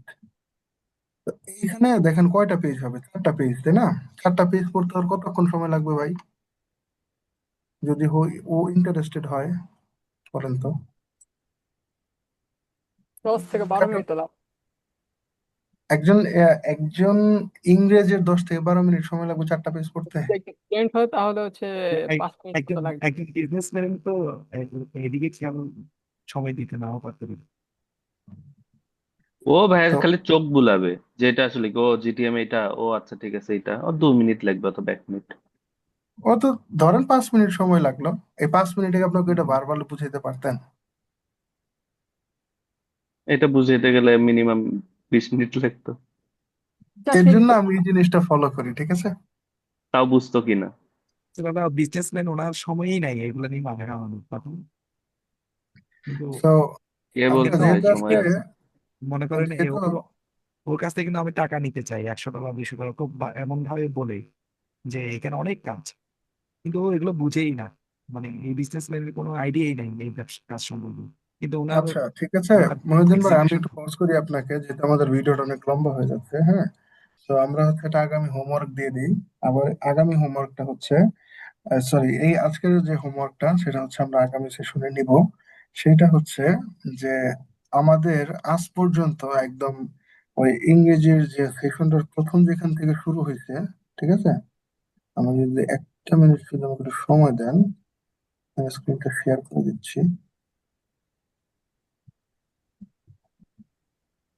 এই কোথায় গেল, আসো, এই যে এইখান থেকে মনে হয় আমাদের শুরু হয়েছিল বেসিক ইয়াগুলো, তাই না? এইখান থেকে শুরু হয়েছিল, রাইট? এখান থেকে শুরু করে একদম এই আজকের ক্লাস পর্যন্ত যত যা কিছু আপনাদেরকে বোঝানো হয়েছে, যত যা কিছু আপনাদেরকে পড়ানো হয়েছে, এই সম্পূর্ণটাই হচ্ছে আপনাদের একটা হোমওয়ার্ক। এটা হচ্ছে আগামী ক্লাসের জন্য। আগামী ক্লাসে আমরা হচ্ছে একটা ফুল একটা মক ভাইবা নিব, একদম ফুল একটা ক্লায়েন্ট মক ভাইবা নিব, ইনক্লুডিং মেসেজিং টেক্সট, ঠিক আছে? আশা করি একটা ফুল মক ভাইবার জন্য যা যা দরকার, যে যে এলিমেন্টস গুলো দরকার, এগুলো সব কভার করা হয়েছে এই 2-3টা জিনিসের ভিতরে। একদম আপনার ক্লায়েন্ট কমিউনিকেশন থেকে শুরু করে নিজের কমিউনিকেশন থেকে শুরু করে সবকিছু। তো আপনাদের হোমওয়ার্ক হচ্ছে এই ক্লাস থেকে শুরু করবেন। এই যে এখানে দরকার পড়ে আমি এটা ইয়াটা দিয়ে দিব আপনাদেরকে, সমস্যা নাই, আমি এটা নতুন করে একটা ডক বানিয়ে ডকটা আপনাদেরকে দিয়ে দিব আপনাদের ভালোর জন্য, সমস্যা নেই। তো এটা হচ্ছে আপনাদের ফুল হোমওয়ার্ক, কেমন? আর এটার আমরা হচ্ছে আগামী ক্লাসে আমরা হয়তো ওরকম বেশি কিছু কভার করবো না, শুধু আমরা প্রত্যেকে ইন্ডিভিজুয়াল পার্সনের কাছ থেকে ফুল মক ভাইবা নিব, এবং তার কনফিডেন্স লেভেল চেক করব, তার knowledge, presence of mind check করব, আর তার সিচুয়েশন হ্যান্ডেলিং এর ক্ষমতাগুলো আমরা চেক করব, ঠিক আছে? তো এটার জন্য মেন্টালি প্রিপেয়ার্ড থাকেন, আজকে আর এটা হয়তো কভার করবো না। তো ইয়া, দ্যাটস ইট। সো আপনি চাইলে মাইক ইয়াটা রেকর্ডিংটা অফ করে দিতে পারেন এখন, হ্যাঁ? ওকে।